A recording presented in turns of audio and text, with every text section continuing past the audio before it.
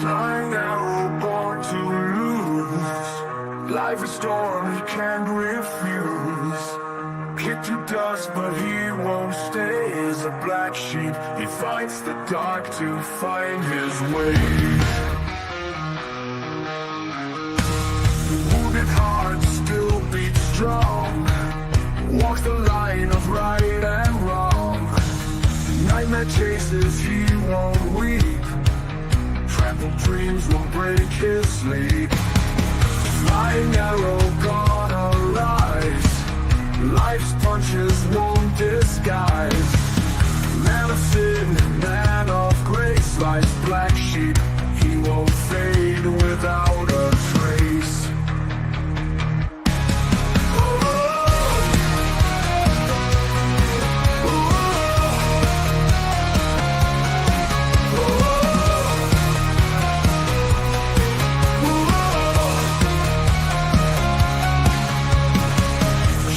Creeping around his feet, every stumble can't defeat.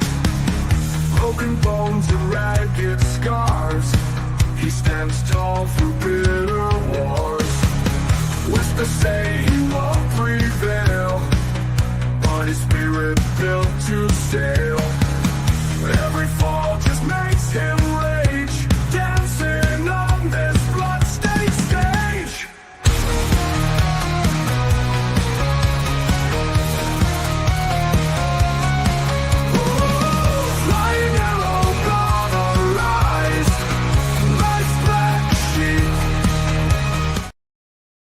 What is up, everyone? Got a special guest in the back already. Please help me welcome Mr. Kratos. Hey now. What's up, y'all? How's it going? What's up, Benny? Happy Thursday. See a lot of people in the chat. Hey, how's it going, everyone? Yeah, 13 people already. Got Mr. Busby. How you doing, bro? Miss Mo. Johnny.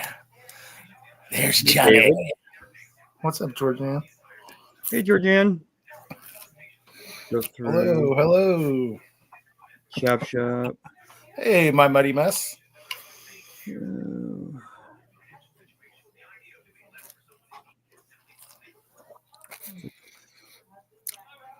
Yes. Gerd. Good to see you, Gerd.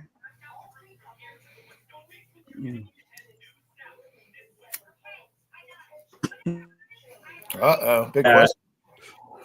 You're funny. That's pretty bold, isn't it? It's not me. Nope. Not me. Miss Ann, good to see you. Thank you for coming. Johnny, what's up, brother? Twinning. Miss Loretta. All right. Let's see. I think I'm getting near the bottom, maybe. Trying to see if I've missed anyone here. Hey, Connie. Thank you for coming, Mama Hen. Hello, Connie. Hello. Busby, what's up? The Chop Shop. Oh, you won't be able to see that. Oh, yeah. Heck yeah. What is up? David says, my wife made it through her surgery good. That's awesome. What's up, Bob, Mr. Dispatch? Oh, yeah. Bob is awesome. I don't. Oh, let's see if I can. I got to play this. It's great to see all you folks in this chat. Nice to see y'all. I've been kind of hibernating because of the weather. Something flying air. We kind of talk about a little bit of the weather. Is I don't know about y'all out there in Chatland, but here in Pittsburgh, PA, it's cold. Yeah. About how it's been here. You know, it gets to the to that time of year here in southwestern Pennsylvania where the waterways are starting to freeze over. So unless they're really flowing, you're kind of beat. You know, there isn't much you can do. Yeah, so it shuts magnet fishing down, which stinks. You know, and especially this winter, it's like this feels like a winter that we used to have when I was growing up. I was born in 1980. You guys can do the math. It's actually easy to remember my birthday because being born a year ago, but or how old I am. But when I was younger, we had a lot of snow. It was cold, and then like kind of as I got older, it was just cold still, but it was still milder. Not too much snow. You know, the guys that had the plows went out of business. You know, because they're only doing like one plow a year. But now this year feels like winter. Good old it's cold. Hey, Amanda. I don't know if you got to see this, Bob. We did some pies right after Christmas. I don't know if you got to see this. Bob Dispatch made these. Nice. So he made one of me too, but I can't get it to work at the moment. Hey, Amanda. Amanda just chilling. Let's see, Jordan. Yeah, I'd be eating that. Throw it on my face. I've been sitting there eating that thing. Oh man, I can't find the one of me, but it was hilarious. I mean, Bug tried to pie me, and it was like really, that's all you got?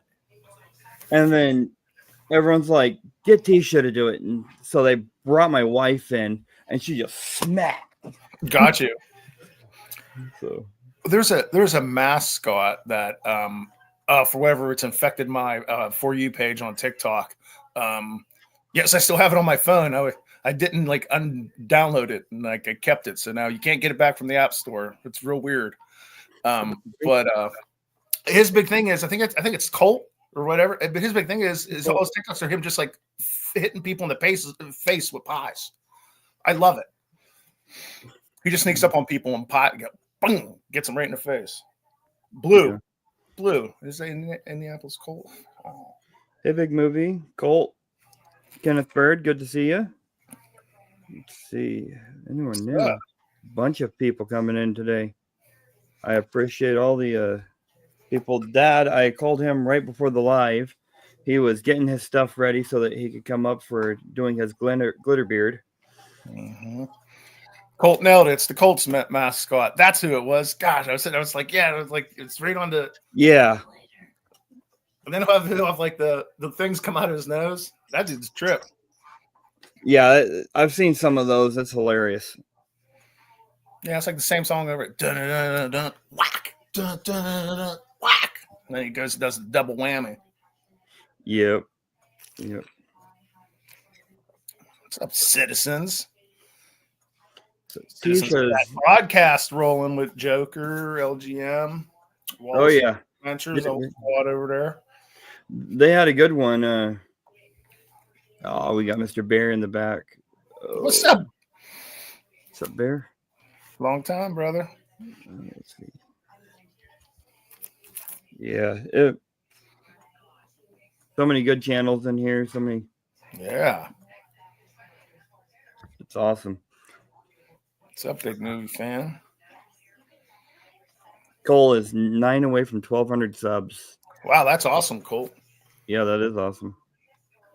Yeah, hey, don't forget. Hey, Tomcat, good to see you. All good channels to subscribe to in that chat. Spread that love. Support one another. Grow together. I know. It's easy to subscribe right over there. But yeah, I just hope this this weather, it's like, I'm excited about the winter, having a little winter, but it's like, okay, get this waterfall off now. Yeah. Tisha, she's laying down right now. She's at almost 21 weeks today. Oh. So due June 5th. Oh. Coming up. Yep. Hey, Wendy. Oh. Mama's up.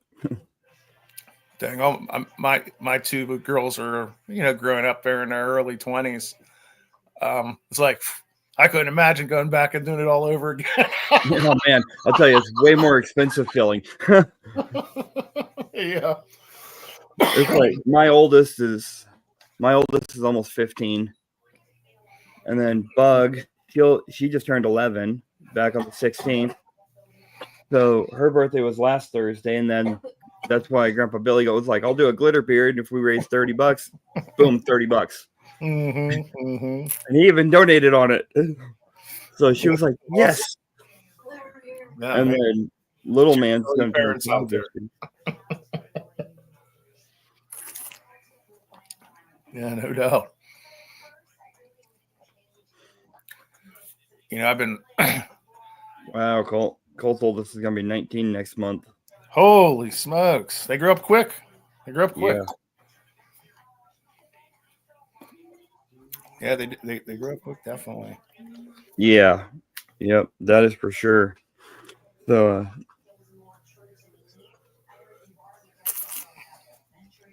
I don't know if you've seen. I'm gonna make myself big here real quick, so I don't exit myself. So we have. Oh, I know what I'm missing here. ADHD moment. We got the banner. Ding! We have the 4-pack of the coasters that I made. Sweet. So we got the event logo. I don't have the best lighting right now. You can still see it. Sign language is still a voice. Yeah. Got the I love you sign. Oh, that's freaking cool. This is the one you're gonna love, Benny. Yeah, that one's cool too. Right I like that one too. Yeah, I like that. What are the coasters like? What are they made out of?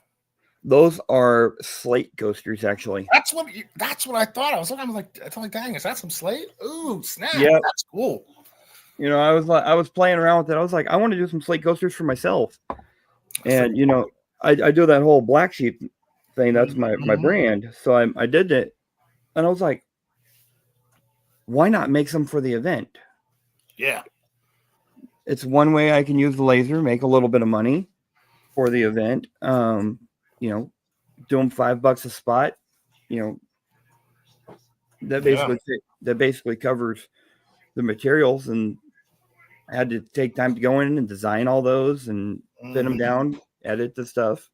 But did we want to tell folks about the magnet for the event that they could do whatever with? Yeah, go ahead. You want to pause? We'll just, all right, well, check this out, guys. We're going to have a Hyperion magnet for the event, and Flying Arrow could decide how he wants to go about it with it. But yeah, there's going to be a chance to get a Hyperion going on. I'm sure he can explain the details. Yeah, we'll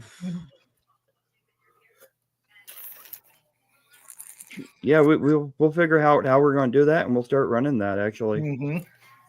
So, start running sooner than that way it's out there, more people get a chance to see it. Yeah, and, yeah. It'll also be loaded up with all kinds of Kratos goodies like usual. You know what I mean? We'll be a little fun pack there. But and the Hyperion, for people who don't know, is the block magnet that's 3,000 combined, 3,000 pounds combined pull force. That's the one that I would use. I don't think I could use the Prometheus. It just sounds like it's too much of a magnet for me. It's a heavy magnet. The Prometheus is heavy, but it's crazy. So, I like, we're Kratos magnetics, right? So I always like dabbling in extremes and stuff. This one magnet I got coming in, and I only get small batches of them, but I like to have it because it's a freak show magnet, and some people like me like freak show stuff.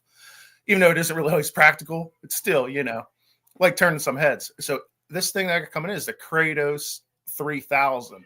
And you think of that, you're like, well, 3,000 pounds, blah, blah, blah. Titan Star Gate, what about Prometheus 6,000? It's 3,000 pounds. It's a single-sided magnet with 3,000 pounds direct pull force.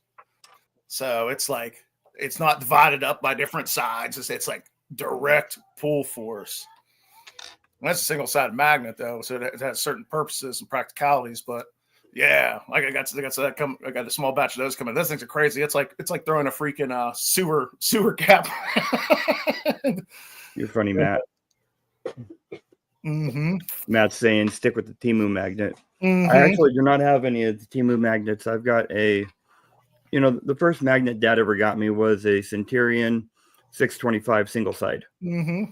And then not even a month or two later, happy birthday, here's a Helios. Mm-hmm. Mm-hmm. So it was like, And speaking of Helios, dude, I'm running a crazy sale. I didn't put on the social media yet. It's on our sent out an email, but we have 20% off of all Helios going on right now. Kits, nice. combos. So you can get that 360 Magnum 1500 combined pull force, for like $80 or something. It's pretty nice. Hey, Bob Kraft. Yeah, I've got the Helios, and then last year after the event, Chop Shop was letting me borrow his. Mm-hmm. We made an agreement, a deal, and I ended up getting the Titan from him that he used to have, his old Titan. Mm-hmm. That thing is a beast. Mm-hmm. So oddly enough, I've seen Nightheart Artemis or nothing. People love the Artemis because it is this it's a lighter magnet, but it's still got that hunger for that hashtag Ferris feeding. You know what I mean?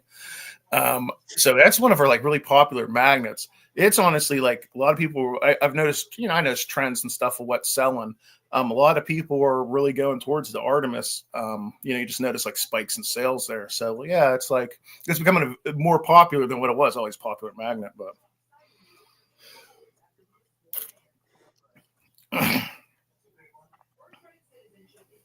Yeah, that's kind of fun. Yeah, dispatch. I know it's that magnet you have to pack really good when you're shipping by air because that plane might take a left at Albuquerque when it's not supposed to. Yeah, Wendy got an Artemis for Christmas. Mm-hmm. I wanted to get an Artemis myself before I got the Titan. I was like, do I want an Artemis or want a Titan? And then Greg and I made that agreement, and I was like, all right, now I don't need to worry about that. Mm-hmm. Yeah, and the Titan's pretty popular. That's what I throw a lot is the Titan. I still throw that first prototype around, which is really beat up. Yeah. But, I have a Midas edition one that I throw too on the reg, but I tend to gravitate towards that one. Yeah, I do have to say real quick, happy birthday, Johnny. It was his birthday yesterday, so happy birthday, brother. Happy birthday, boy. I just messaged Dad to see when he's coming up to start doing his glitter beard. I would start singing the Marilyn Monroe "Happy Birthday" song towards him, but I don't want all your viewers to flee. There he is. Woo, guys. Sorry, I'm late. Technical difficulties. Hi, Benny. How you doing? Pretty good. Been a long time since I've seen you, bud. Yeah, digging the beard, bro. Yeah, well, it's gonna get different. I'm gonna send you one of my Harry's razors down. It's sign up. It's like $5 every 3 months. Hey, those are good razors. That's what I use. Yeah, I'll just no joke. I'll just pass on that. Hey, I hear you. He likes the Crazy homeless person. I was gonna say prospect. Yeah, they're like a prospector to me. Wendy says Well, hi. I don't know. Maybe a crazy prospector. What do you think? What do you folks think out there? That's what they used to call me. What? What does he have a safari hat on? Just let's get wild. Because we're going to get a little wild for a while. It's called a brush. Oh, there you go. Safari Joe. Yeah, there it is. Safari Joe. Yep. Grab the folding chair so you can sit closer to Matt says it looks like it should be on Gilligan's Island. Oh, wow. It's an old show. Yeah. I think that show was only on for a couple seasons. I just seen this thing where, to me, I thought that show was on for 8 seasons or something. It was only on for a couple seasons. Not too many seasons. It was a quick-lived show. It just lived on in reruns. I guess kind of like Friends. Well, Mary Ann was every teenage boy's girlfriend. At least wannabe girlfriend. Mhm. I'm not a bristle brush. Well, we got someone that's tossed the Orion out there. Yeah, I carry a Orion with me. Yeah, Miss Mo. Mo and I have talked about that. I've got a. Oh God, what was it? Trying to think. The clamp magnet, not the Athena, but the one below it. Apollo. Apollo. I've got the Apollo that I got from Johnny. I'm waiting for the water to all the ice to melt so I can go out and toss it. I can't wait. That's a fun magnet. Very nice, very nice. It's in the beginner level, kind of towards the clamps. Yeah, and I've got one area where I'm like, okay, I know how the current is in this area. I know how heavy this magnet is. We're gonna try it there. Try it in the river and see how it does. Maybe let Bug try it first. Well, even like while 360s are magnetic all over, and people are like, well, 360 clamp. When you are dragging, the clamp is great because it's more of a flat surface versus a curve. Think of when you're pulling that magnet in. Think of how that 360's laying. It's still grabbing stuff, but the flat, you got rounded really what's touching the ground. So that's it's one of those good things where you're getting more of a flat surface down that it gets more contact. You know what I mean? Because you're not going to get on the top because of the eye bolt, and yeah, you may get at the bottom, but that's your only other option. So if you're in the dragon, clamps are always a good option. I always say that they kind of get overshadowed by the 360 madness. Now we got block magnet madness right now, but eventually I'm going to get there to where I'll try the Hyperion, but I'm gonna have to do it first. Everyone says hi, Bug. Hi.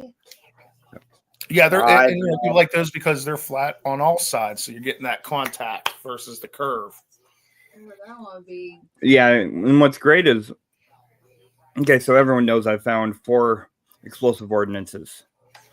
All of them are training rounds. But I found the crate that they go in.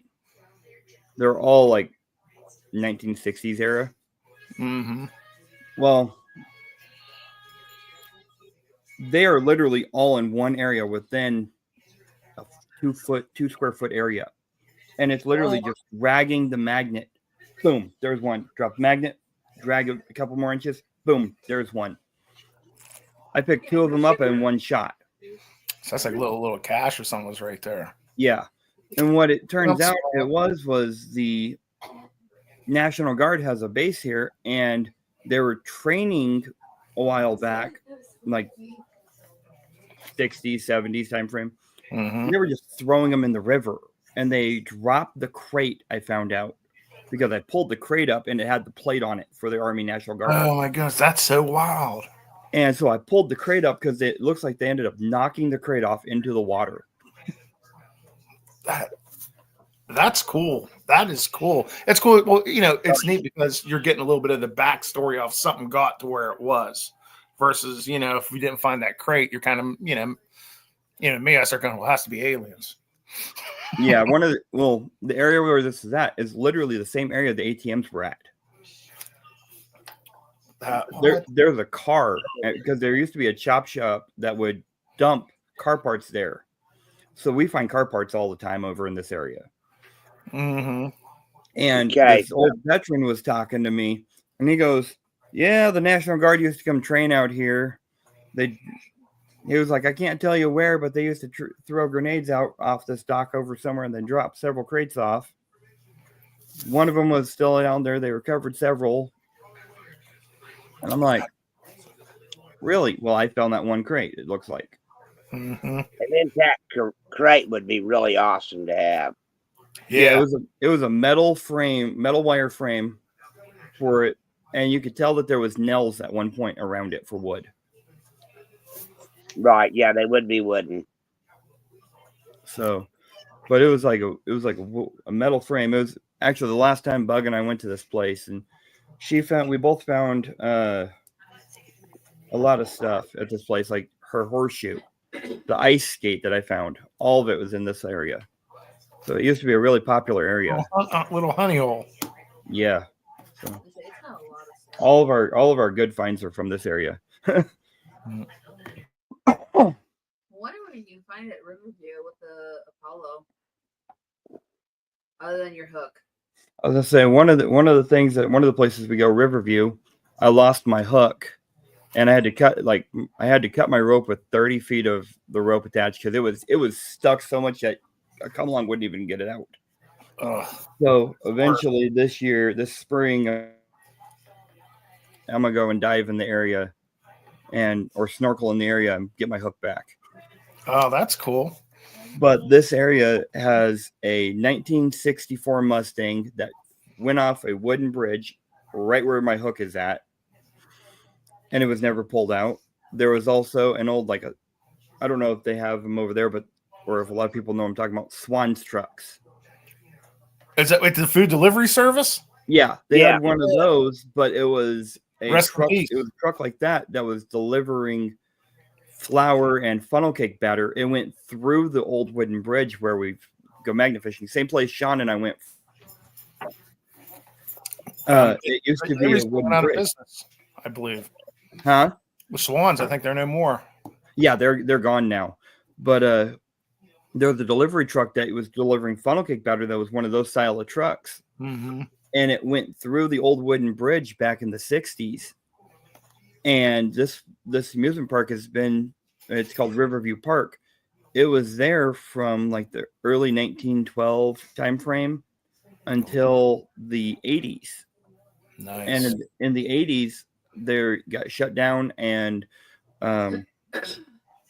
Adventureland here in Iowa opened up as a bigger park, and they basically bought that park out.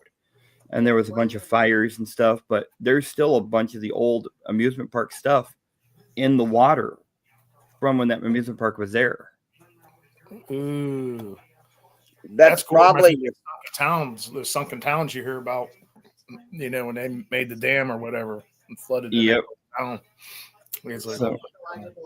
So that's like Global Magnet Fishing Day this last year, 2024. Sean and I were there doing that live, and we pulled that big mirror up. Mm-hmm. Mm-hmm. I remember the fun mirror. That fun mirror went to the playground that's there now, but the mirror itself was the original mirror from the carousel. That's freaking cool. Wow. They saved all the glass panels from that carousel and repurposed them for this. They took anything they could and repurposed it for this park. And there's a whole history area at the entrance of the park about that. Huh. So that glass was from the carousel, and Sean actually still has that sitting in his, I think his garage or something like that. Too bad couldn't find a little horsey. Oh, that'd be. I'd be like, yeah, I don't care what room we have. That's going on the porch. Yeah, that's cool. That's a cool find. Always like find, just like interesting stuff. Something it's like, well, you'll probably never find another one of those again. It's like one of those kind of finds, which I appreciate. Yeah. Oh yeah. That's kind of like how I felt with the ATM. I'm like, oh, I'm never going to find one of these again, and then I found one. Mm-hmm. But and another. It's just a bike. I mean, it's like the event next year. There's an exercise bike in the river still, and I know exactly where it's at. It's too heavy for me to get out by myself. Yeah. So, I mean, Bug and I, we were trying, and my magnet pulled off. I had the Helios only at the time. Mm-hmm. But I mean, that same area is where we went magnet fishing live back. And we pulled up so much rebar. We pulled $20 worth of scrap in 45 minutes. Darn. Clean it up. Yeah, sounds like a someone every toss kind of deal. It was throw a magnet. I was throwing the Titan, pull it in. There's 3-4 things, and some of it's rebar, 20 foot long. Mm-hmm. Is it the one thing that I found that mushroom? Oh, we got horseshoe bucket list find. Yeah. Oh yeah. Mushroom. I still haven't found a horseshoe, unlike someone. She found a very rare horseshoe, actually, I was told. It had almost all of the nails still in it. Oh, that's unique to find it like that. Yeah, it was missing like one nail out of it. And it's It was, I think they called it a draft horse, like an old working draft horse, like a Clydesdale size. Yeah, big ones.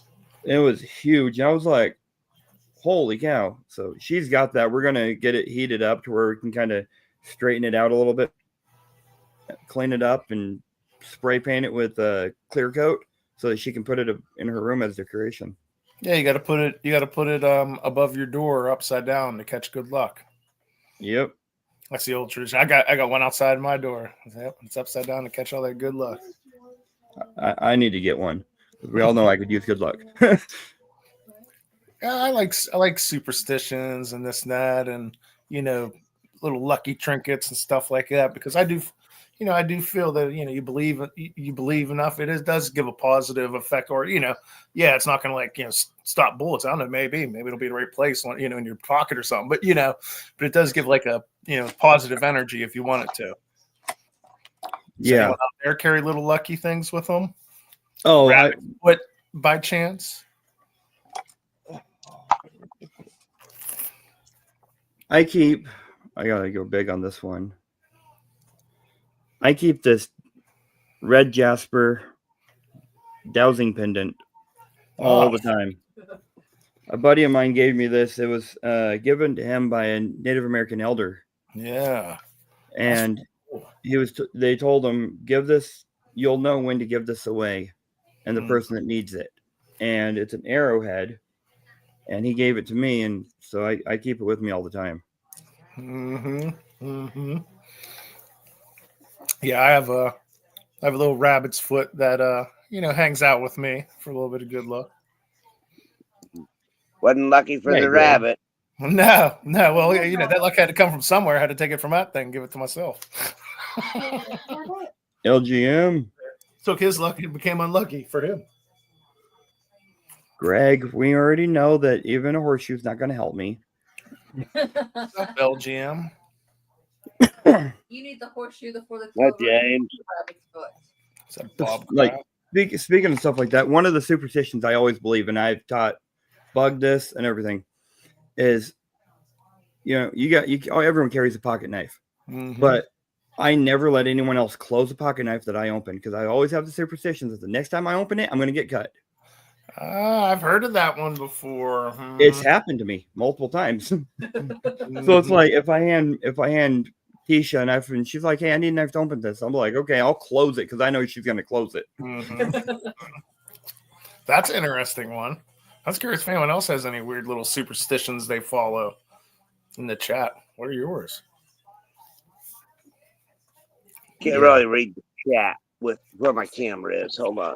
I know with salt, you throw it, if you spill it, you throw it over your shoulder. Yeah, that's the other one. Like salt, if you spill it, throwing it over your left shoulder. I'm guilty of doing that one. Does anyone ever walk under a ladder? It doesn't that like superstition? Just like I don't know anyone that does. I walk just under. know my luck is someone to drop something, even if it's me that even if I'm the one that set the ladder up, I never even walk under my own thing. Don't break a mirror. Don't break a mirror. Crunch a little bit when that happens. Bad luck.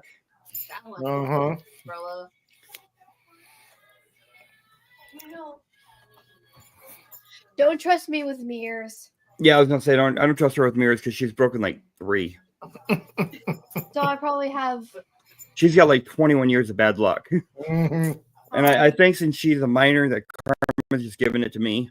So, I think it needs, was it a compact? I mean, do the fates just do out the 7 years in every circumstance? Is there no negotiation here? Do we have like maybe a little bit less years for a compact mirror?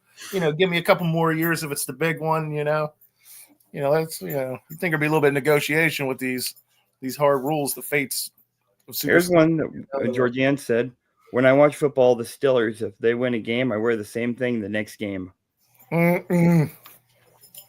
Yeah, yep. I'm a Steelers fan, and I'm guilty of that. Man, I think I'm more superstitious than I think. And I think that's true for a lot of people. I think some people might not think they're superstitious, but subconsciously you may be following some more superstitions than you think.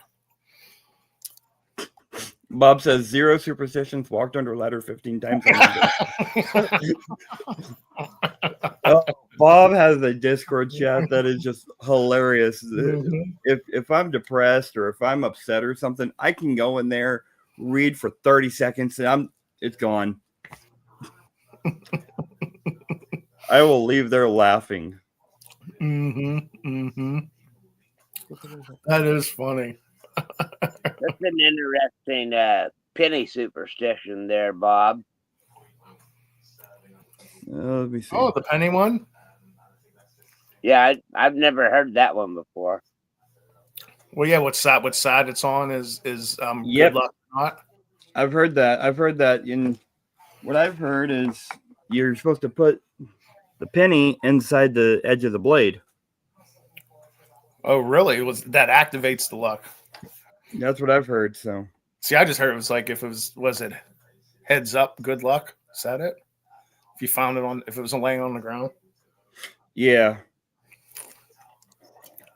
Heads up, good luck, tells. Don't pick it up. I just pick them up anyways because I know. I have to pick Hey. them up. Oh yeah. I don't let money Right lie. there, Johnny. Yep. I see Don't throw the that. knife in your hand Pennies, to I you. pick them up. Yeah, Yep. John knows about the knife one. Yeah. Yep, that is exactly what I was saying. It's bad Yeah, luck. everyone looks at me like I'm a homeless person whenever I do my coins for a year deal. But at the end of the year, I'm like, hey, $50. Oh yeah, that one I've heard. Never give a purse or wallet without money. Yeah, I've heard.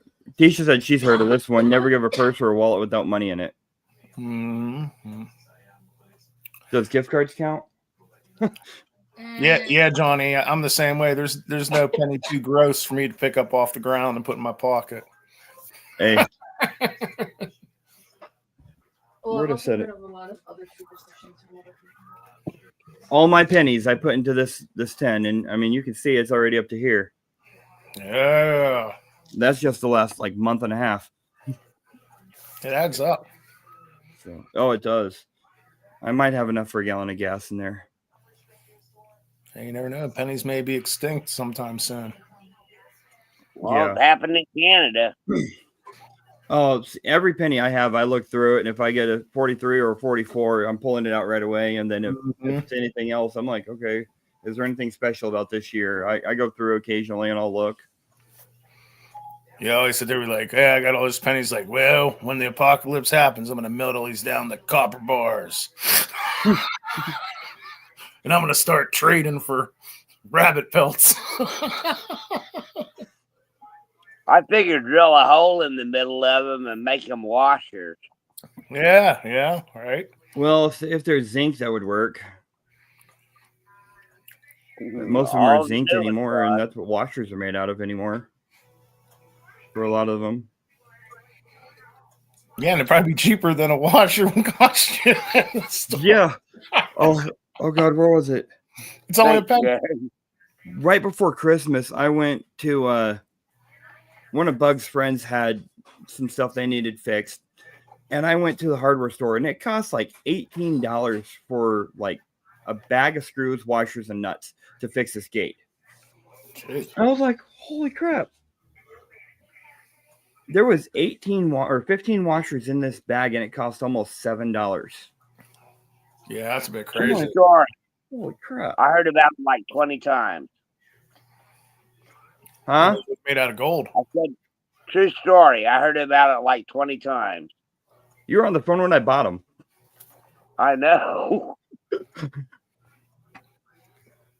Dude, we got some Chinese food Chinese lovers in the chat. I'm seeing. What's y'all's favorite Chinese food dish? I have to make my own due to a soy allergy. Oh, well, what do you make? What's your favorite? So I love doing beef and broccoli or pot stickers. So I get these frozen pot stickers that they're soy free. They come with soy sauce packets, but there's almost no contamination whenever I get them because they're inside of another bag. Mm-hmm. So I will take and I'll use coconut aminos as my soy sauce substitute, and I'll put that in with the sesame oil and water whenever I cook them, and it comes out super crispy with like a sticky sauce. Yeah. Yep. Yep. I went to culinary school, so I learned how to cook authentic. I don't know. I had to learn the hard way. a lot of crappy food. A little trial and error. Hey, trial and error. That's one of the best ways. Even culinary school. I mean, I was told this by the chef that I was under, Pat. He has a channel called Painting with Pieces Pat Paints. Mm-hmm. He taught me this. No matter how much you're paying in culinary school, yes, you can learn some tips and tricks and perfect your skill, but the hard way is the only way you're really going to master it. Mm-hmm. So it was like I was in culinary school, and it was like my first time cooking a grilled fish fillet, and it came out perfect. He was like, "I want you to replicate that." I could not replicate it. No. Like I filleted 5 fish, and I tried replicating it with the same size, everything the same, temp, everything. Could not replicate it. Came close, but could not replicate it. He goes, first time beginner's luck. He goes, but you just learned the hard way that you're never going to get it the same way again. Mm-hmm. You have to practice it. Yep. Well, My favorite is the General Tso's chicken. I love it. And I always ask for a little side. I'd like to ask if they would put sesame seeds on it. And now I know some of you out there are probably like, wasn't that sesame chicken? No, it's a little bit different. General Tso's a little bit spicier. Yep. So it's like, so I get the little sesame seeds, and that's my go-to. I love it. I've probably got that. Ordered the same thing over and over again. Connie says cashew chicken, but it has to be Missouri style, invented in Springfield, Missouri. Well, that's interesting. Nice. Missouri stuff. Nice history there. Wendy's allergic to ginger and peppers, but loves Chinese food, so she has to be careful. Big Rig Barbecue. Monroe. Oh, okay. Thanks for looking. Yeah, nice. I'm a barbecue fan, no doubt. Matt would say possum. You know, growing up, I worked in a Chinese restaurant. I was one of the, kitchen back staff, the busboy. And there's certain things we could get for free all day long. And one of the things I love the most now is taking a bowl of egg drop soup, throwing a scoop of fried rice in it, a little bit of soy sauce, and a whole bunch of sweet and sour sauce. And that is a soup to die for. Ooh, I like the rice idea because, it gives it, because that soup is kind of, it is what it is. You put that rice, though, in there. Ooh, I like that. Yeah, see, I like egg drop soup. And I guess probably my favorite recipe Uncle Mike made was really a mugu gai pan with sweet and sour. Mm-hmm. Mm-hmm. I was going to say, Dad grew up in a Chinese restaurant for a teenager. Yeah, that's one of the cooks. So, cook assistant. Sounds like a lot of sodium. Yeah. I like MSG is king. Yeah, don't be scared of that MSG. Put a little bit of that happy dust on there. Oh, MSG. There's nothing wrong with it. It's natural and it's in everything naturally. They just try to make it look good. Yeah, it's good for the soul. Mm-hmm. Everyone's waiting for the glitter. To get the glitter out. Yeah, get this glitter. Well, he's doing that. Why don't we do? I have 2 mystery packs of stickers, and these are like over 2 ounces each. I was gonna say I put them together. Sorry. I put them. Tisha put them together, and I had to go through, and I was like, Jesus, how many stickers did she put in here? Call them fat packs. Normally we do like 10 stickers. These are like mega packs. There's like 20 to 30 stickers. There's maybe even some like sticker mule coasters, bracelets. Who knows? Here, but I'm sorry in advance. Be right back. All right, so let's do this first one. Not work on the phone. With brown sauce. Because I'm silly. Has everyone heard about the glitter conspiracy? What glitter? I've surrounding glitter. See, we call glitter craft herpes. It's not that. Glitter is amazing. But it came also- out from unicorns. Enough babes. But I've also heard about the glitter's bad for the environment and all that. But there's also biosafe glitter or economy safe or whatever it is. Oh, this conspiracy's going like crazy deep. It's like suggested like companies are like with military operations, and the main customers of these glitter companies are, they don't even talk about it because they don't want you to know. And it's like supposedly this glitter is used by companies that we wouldn't think it's used. It's a weird conspiracy of like who's really using all this glitter. It's more than just crafters out there. You know, one thing is that it's in our toothpaste, and like, you know, Crest and Colgate are like massive glitter buyers. I don't know if this is true, if it's just stuff you hear on TikTok. Don't believe anything you hear. Hey, Aqua Donkey. It is. I tried to do that here, but I've got kids that bring it in, so I was overruled. Yes. Yes, you were. You're funny, Greg. Dad, just but it's stashed away, so you can't find Yeah, it. there you go. You can make your own glitter bombs. Oh, I know how. Oh, my goodness. Don't even say that, because I could see a new trend starting already.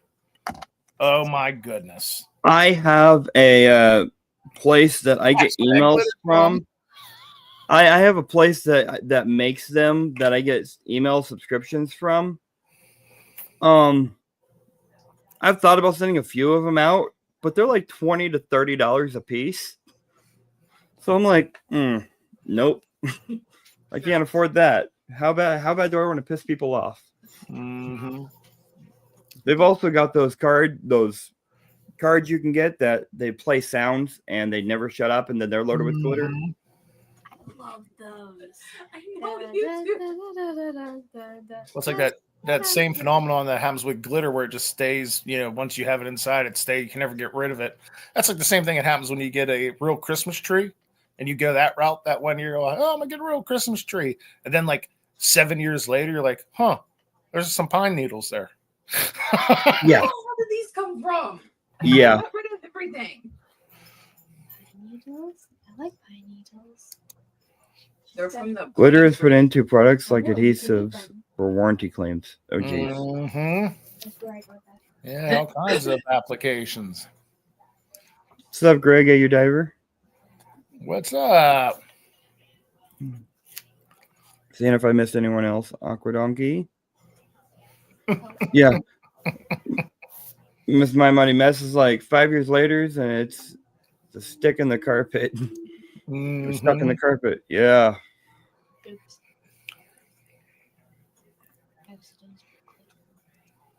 You would have, Greg. You would have. I think the bow you sent had some, because I got glitter on my hand this morning after taking the Christmas. Oh, there's that one guy who makes the glitter bomb box for people that still packages. Did you see that? And it's like it also lets out the stink spray, and he has cameras hooked up to it, so it's like you get to watch the whole like theft, everything take place, and then he has like a siren alarm goes off, and I love that guy. He's like looking at it like, then all of a sudden like the skunk spray shoots out, like then all of a sudden the glitter starts flying everywhere. Oh, those videos are hilarious. Oh, yeah. I with how many packages I've had stolen here. Oh, we lost Dad. He's trying to get back in. So, He's trying to delay the with That how might many be packages I've had stolen here. it. I always, if I'm expecting a package, I'm tracking it. I'm literally, okay, cancel everything for today. I've got a package coming. Got the camera on. I'm gonna get this. That way these other guys don't get it, because I kid you not, I had my bubble mellers. They were delivered by Amazon, no box or anything, just how they came in the plastic. Stolen right from the freaking front door. And you're like, what the hell? And the crazy thing is, like, what's someone gonna do with them? You know? And I was like, what the hell? I Johnny and Maddie whenever I was making Maddie's business cards, the original pink cards that they had ordered and mailed were stolen from the front door. And I got a notification that there was a delivery. Not even 5 minutes later, it's gone. Dang. That fast. So it's like, So anymore, it's like, okay, my camera's on, max sensitivity. If anyone moves in the hallway, it's going off. Mm-hmm. So I catch any packages anymore. Yeah. I'm surprised we got the delivery that delivered today. Yeah, I was gonna say we got a delivery today for Little Man, and I was surprised. The guy rang the doorbell, knocked on the door, and then he waited for me to come to the door for UPS, which I'm surprised he could get in. Mm-hmm. There's Dad. Technical difficulties. Yeah, that's a good point, Busby, with the P.O. box. That's like a nice, safe route to go. And just a little P.O. box, Postal Service FYI, you could still get the small P.O. box, and don't think you can't get big packages delivered. They just put it on the shelf in the back right next to your thing. So you don't have to pay for this big box because you're like, oh, I might get big boxes. No. I put it in for you, Dad. You paid I did it, too. You messed up with that. You put in, hey, Dan, PA Patriot. How you doing? So, JJ, move up. So, but. PA Patriot. All right. This one's already sealed. I sealed it. Okay. Do you want me to write who won it on the top? Yeah. Okay. So. Hey, make sure y'all smash that thumbs up. Don't forget to smash that thumbs up. Kratos, smash that like button. So, I was gonna say, yeah, Wendy knows all about those PO boxes. She deals with them daily, working at the post office. Mm-hmm. Yeah, that's what we use, PO box. So, Well, hey, Jared, make me big for a second. And get Bug. Of course, you can see the monitor. oh, she's right here next to me. Bug, I'm loaded up. You're going to pay for this. Make me small again. It's called revenge. Oh, she said you're going blue for Glitterbeard for the event itself. Oh, I got a whole nother bottle of blue. Enough to make Sonic think he's not the man. I make Sonic jealous. Ding, ding. Even brighter. Even brighter blue. Oh, Elmer's glue got to be mixed with it. Oh, my. Oh, God. What glue? I don't think that's going to happen. No, get it right. It's epoxy. Now, we're using a LA Lux Extreme Sport today. Oh, that's a good one. That's my preferred LA Looks. That's the one I like to use. Oh, it's alcohol free. That's no good for me. Hey, so that means you can't be drinking that glitter. I had one too many glitters. Yeah. So I use this one. I found this one on clearance at Target called Fix My Lid. And this stuff, I can put it in today and it'll still hold 3 days later. Mm-hmm. I was using it's not like a gel. It's like almost like this like gel paste stuff. And yeah, that's like basically putting like concrete in my hair. I mean, once that stuff solidifies, I'm like Juggernaut. I can bang my head off walls and break through them. It's so hard. Hey, Bud Files. Well, I think we all remember the Gorilla Glue hair gel videos on Facebook a while back. Mm-hmm. I'm thinking you should have tried liquid nails. No. That would be funny. No. Some cornrows. Matt, I used to do them. My sister used to do them for me whenever I was a teenager. There's pictures out there. There's pictures of it. Nice. I really don't remember that. I was like 16, 17. She'd come over, she'd do them, then I'd go do MMA fights. Huh. You're welcome, Uncle Donkey. Also, you gotta know I like glitter glue. I was gonna say she likes glitter glue and Mm-hmm. We used to make that slime all the time and put glitter in there. Kids were younger. We were making professionals. See, how'd you make it when you made it? It was glue, a corn. Ariane, what'd you use to make your slime? No, she's not answering. I thought it was glue. It was like some kind of powder. Was it like flour?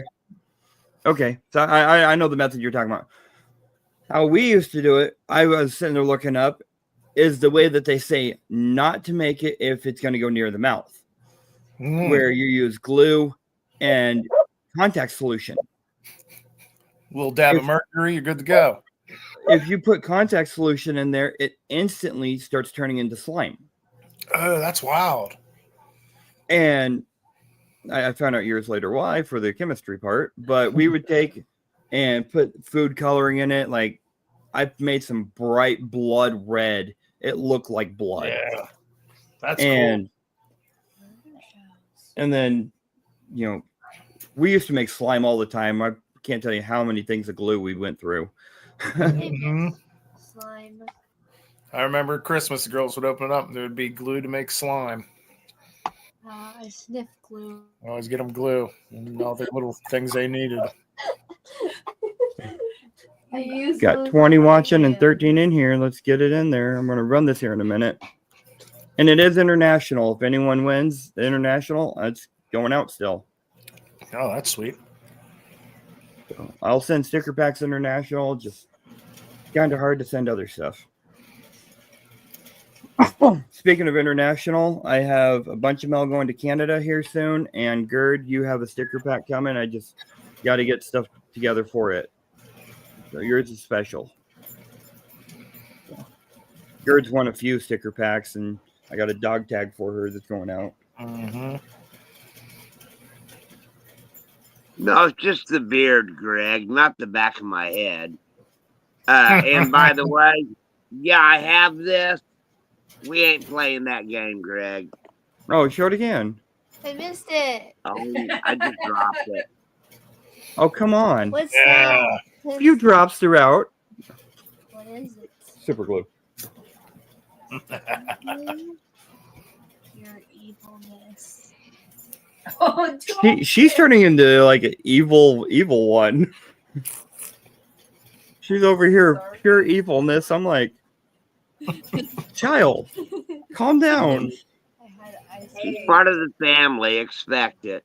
I know how to make it stay in the hair for a really long time. Wow.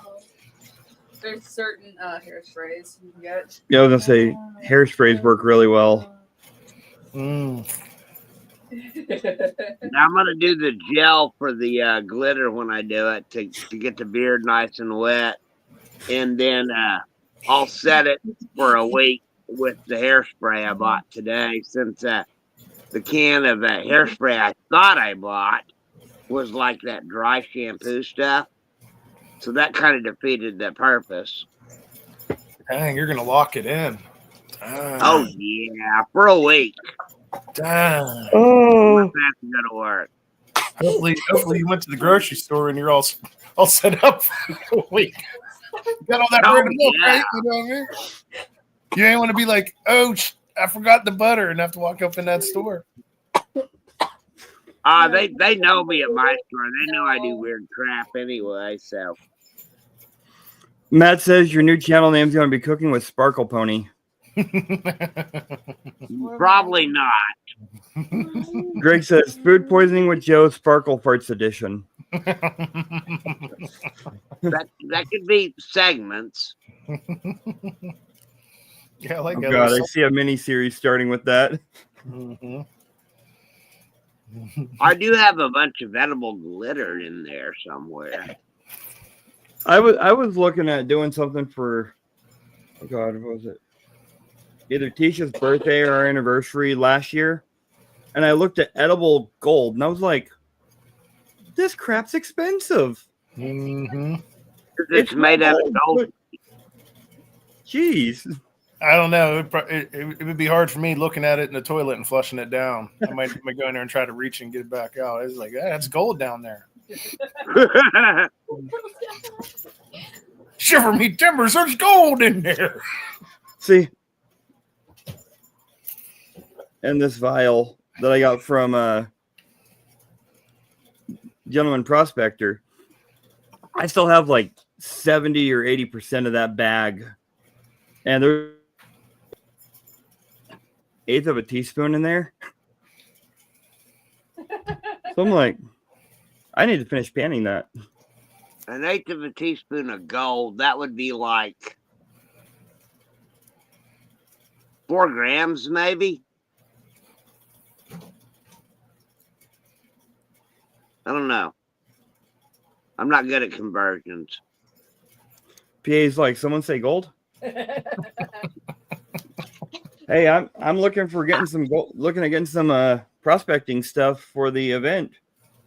So We have a fast pro shop not too far, so they do carry some stuff. yeah, we'll see.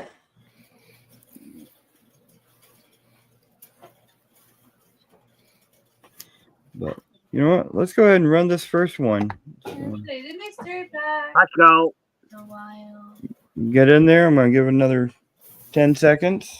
10, 9, 8, 7, James. 6, 5, All right. 4, 3. 3, 2, 2, 1. run it. Here we go. Good luck, everybody.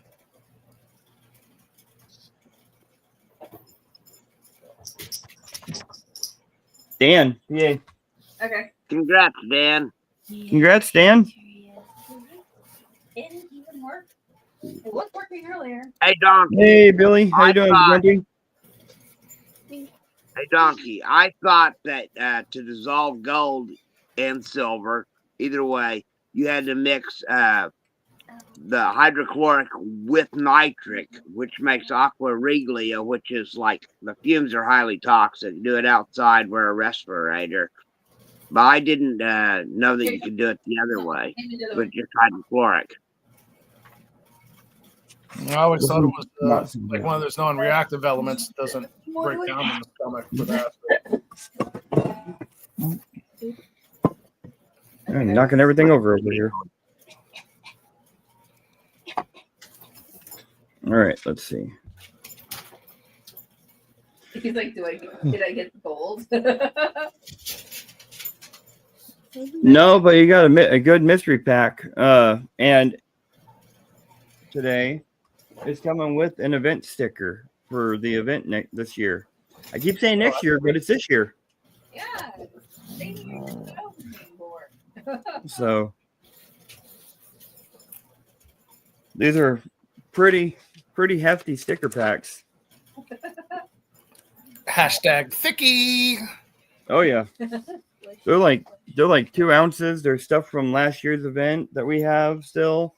Now we're gonna be shipping out this kilo of sticker packs here to the lucky winner.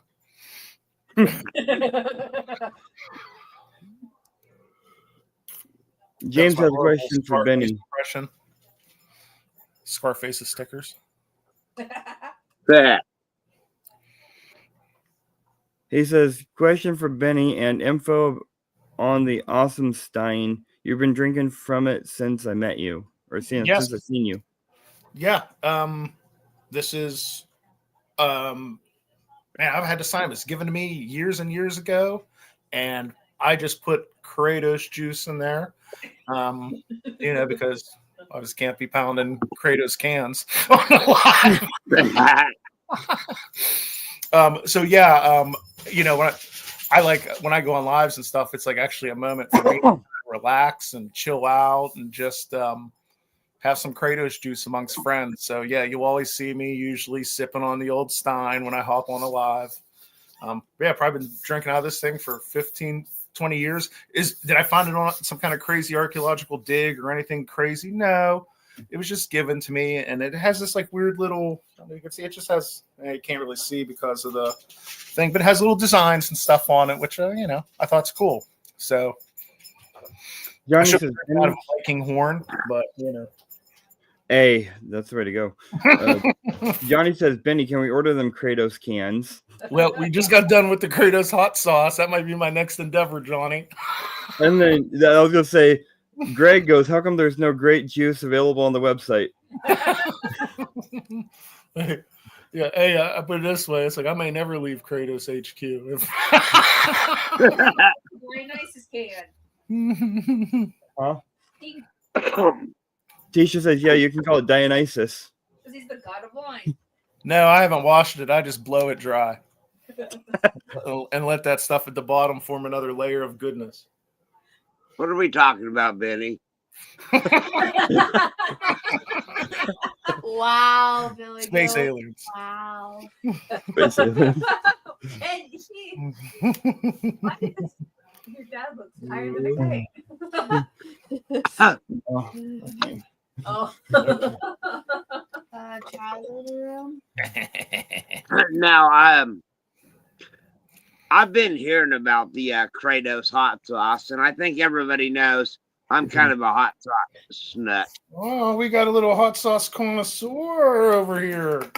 Welcome to my world, buddy. So, I've been looking for it on the website. I haven't been there in a day or two. Nah, the Kratos hot sauce is not even. That's like you gotta little winners get it. The winner. We do have a. I guess I mentioned, Brooke, we do have a little giveaway coming up here. And that winner of that will get some Kratos hot sauce. So I don't have it on the website. It's kind of like winners get it. When I do giveaway, stuff like that. Or if you say, Benny, pretty, please, can I get some hot sauce? Because I want to do something crazy to raise money or something. Look me up. I'll do it. I want Greg to help, though. All right, bend over. Let's raise some cash. Not that way. Are we doing hot sauce enemas? What? That's a new way to clean you out. Do that. It might not be so good. The clean out in reverse. Now, right here by my desk, this is one of mine that I'm working on. Ooh. This is orange habanero, bird's eye pepper, and honey. It was made in November of 24. It's going to sit for 3 years before I dump it out and puree it. I learned that from Tabasco. 3 years is the proper age. Yeah, I'm one of those canning people who can and do stuff like that. So hot sauce is like one of those little things I make. I just use the old fashioned ball recipes. Right. Buy everything. I'm not a rebel canner. I get a little rebel-y, but not too much. Well, you're a little bit up north, so you can't be a rebel. Little yank up here. I have some sauce I make. Oh, there it is. All right. Homemade salsa verde. Yeah. I make it by the pint or by the quart jars. Papa Billy Goat, I don't trust your cooking.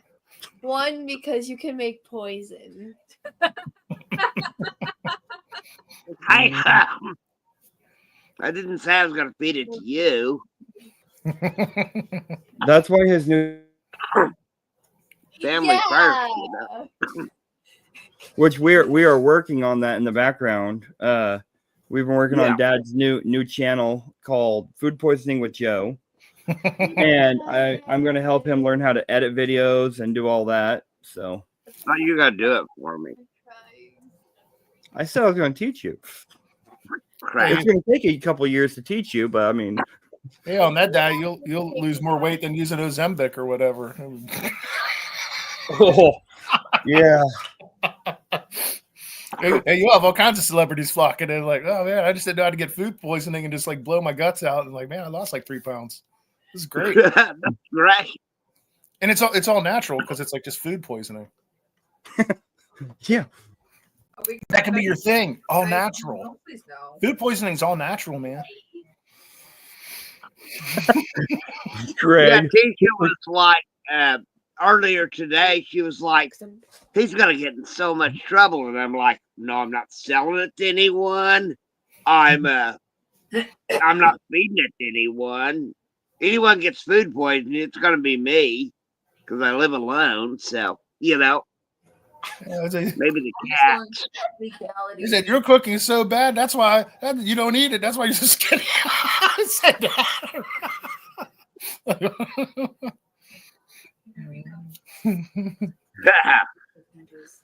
Oh, remember, Christmas is coming eventually. I think I need to get on that. I need to get on that an all organic natural food poisoning diet. I can probably shed a couple Yeah. before and after. Like, man, Bay looks like a new man, even though he's green.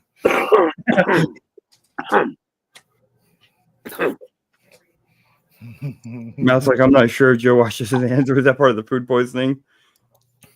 Oh, what was that? Hey, remember that classic scene with the hands guy in Scary Movie where you have the mashed potatoes?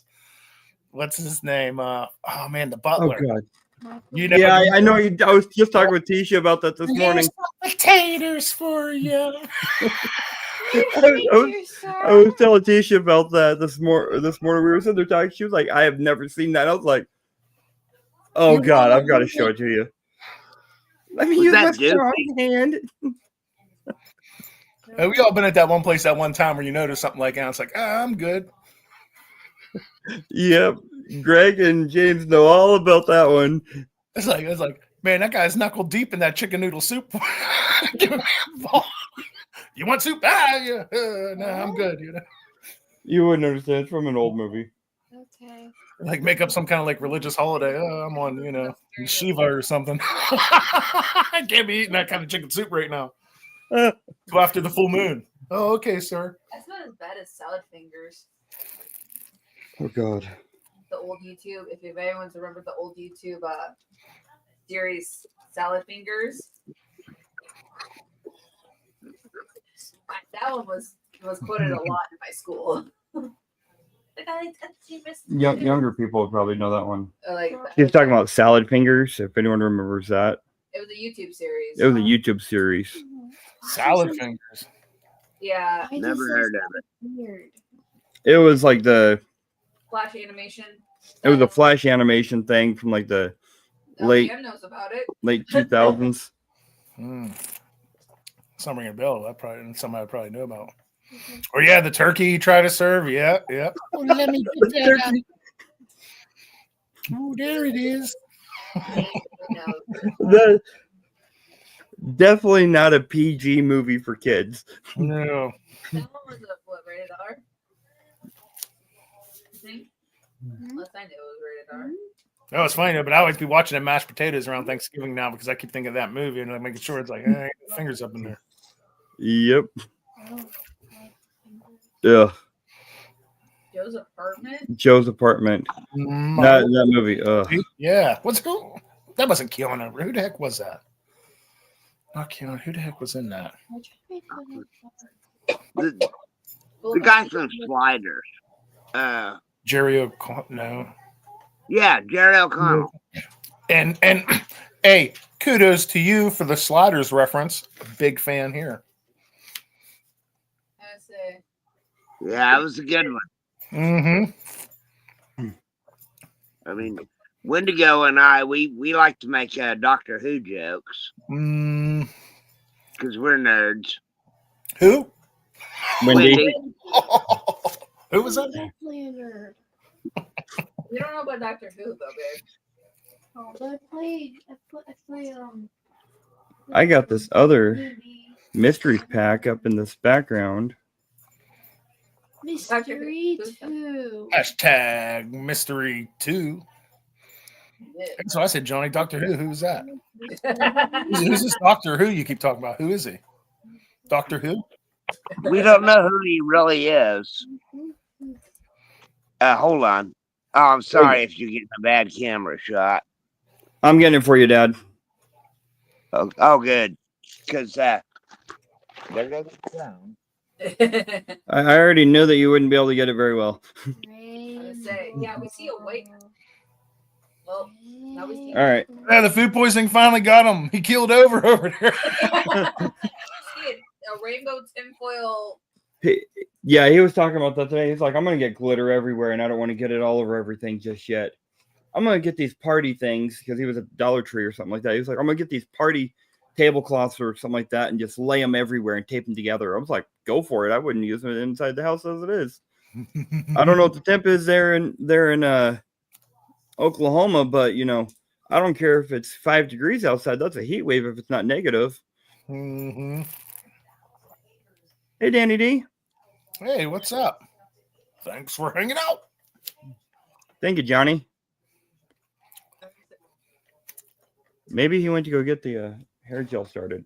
Ooh, okay. Well, I thought he was supposed to do that on camera, but I was just seeing some trippy. I'm like, is that a background for a screen?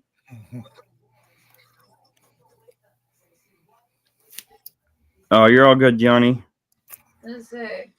I understand that one between kids and doctor's appointments and life, and you've got work and. Yeah, you know, truth is keeping up. You know, there's so many awesome. You know, it's like I kind of relate to this, Johnny, because there's like so many awesome people that you try to watching videos, posting, staying connected. But yeah, sometimes life just gets a little busy, and you have to shift focus here and there, and there's nothing wrong with that. Yep. Your mic tipped. Nope. Almost lost my mic. I would say no. We had. Ultrasound. Oh, I say none of these fine people are going nowhere.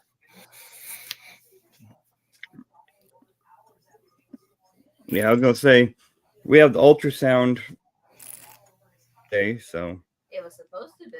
it was supposed to be yesterday, but we had to reschedule. So Yeah. but we did the gender testing and the all the genetic testing early. So we found out it was a girl early. No, see, we're just like didn't like do it did you do like a little reveal thing and this and that, or was it just like, oh, okay, cool, here we go? Yeah, it was like, okay, what do we got? Okay, it's a girl. Mm-hmm. Well, the funny thing is, then it's a boy when born. Like, oh man, he missed it. He thought it was the thumb. They thought that thing was a thumb. It wasn't. It was something else. An ultrasound. Oh no! The funny thing is because we did the genetic. Yeah, we did the genetic testing with little man. They could not. If we wanted to know what the gender was for him, he would not have let us know because that was his first picture. Mm-hmm. Yeah, if we wanted to do a gender reveal thing with him.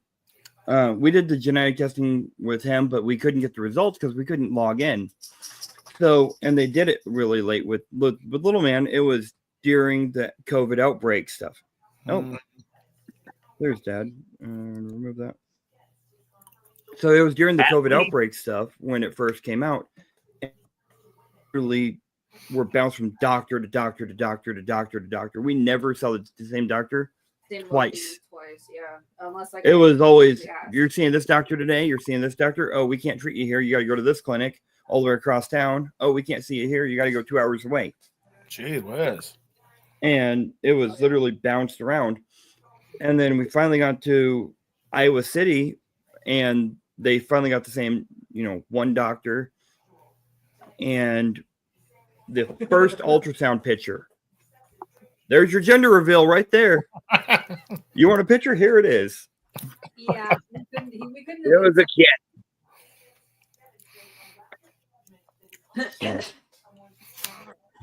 Matt says my gender testing said it's alive.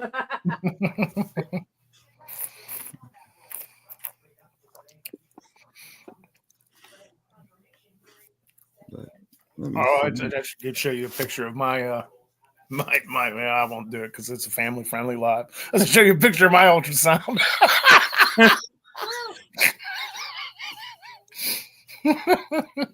I'll put it this way. That wasn't an elephant trunk. Oh, that's bad. It's a doctored photo for fun. I always says like, oh, here's my ultrasound when everyone sharing theirs.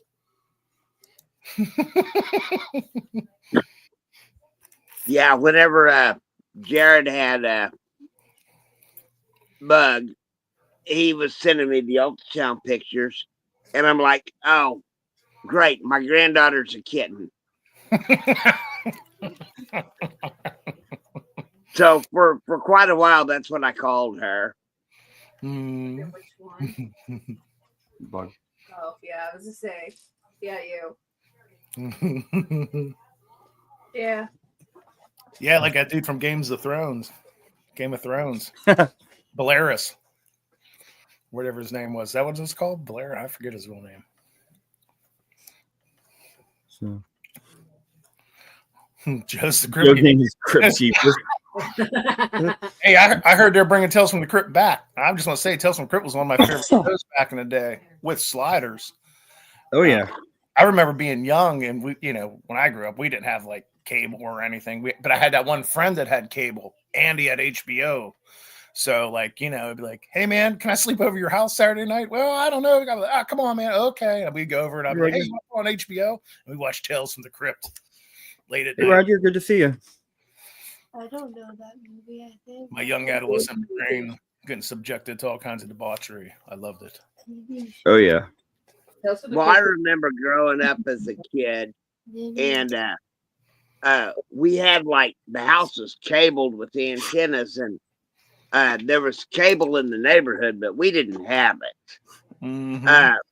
But if you like tuned your little knob like we had back then to a certain spot, you could actually see like the Playboy channel scrambled.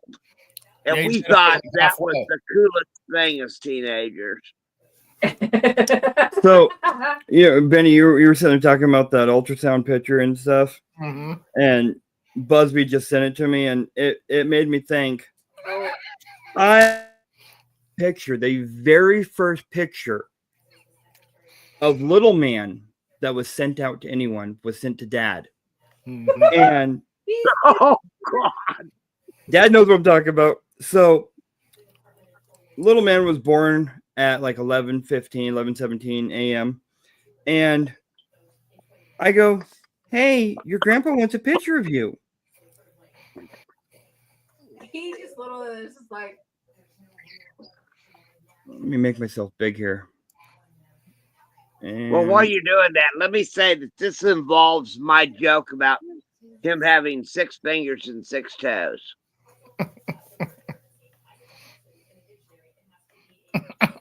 That was the very first picture sent to anyone. I still say you did that. Nope. I literally said your grandpa wants a picture, and it's just number 1. Grandpa's number 1. There you go. I like that one. I have all kinds of people tell me I'm number 1 on the road. I tell people all the time. They want me to know so bad they even beep their horns, so I make sure I see them when they tell me. I mean, that's like wow, thanks, buddy. I wave like that's great. I appreciate it, man. Like 5 number 1s today. I must really be doing good driving. I mean, in a way, with the event coming up, you would not believe how many people on the road can read lips.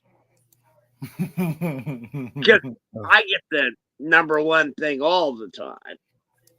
Well, I would think like the folks that do read lips. I mean, come on, you guys are kind of like it's like a superpower, kind of, if you really think of it.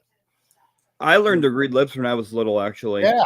I mean, imagine if I had that power. I start thinking of all the stuff I could do, spying on business meetings through, windows with binoculars. Okay. Well, see, here's the thing with the reading with lips. A lot of people don't understand. It's a guess. It's Yeah. you're taking what you're hearing or what you think you're hearing, and you're guessing or trying to read the context clues of the body language also. So it's not always accurate, but sometimes it is. Other times you're going, "Oh my god, did you just say what I think you said?" And then they tell you what they said, and you're like, "Oh, that's not what I thought you said." Phew. I was really worried, Benny, because I thought you had said that you really liked having fun with donkeys. Now you were just saying you really like to ban the monkeys. Yeah, I mean that's one of them. See, when I was going to Drake back in 2023, my spring semester, I was taking a class called Deaf Culture, and that's where I met a lot of the deaf community in this area because I didn't know anyone when we moved here to Des Moines. So I was like, I don't know anyone. I'm a deaf person myself, and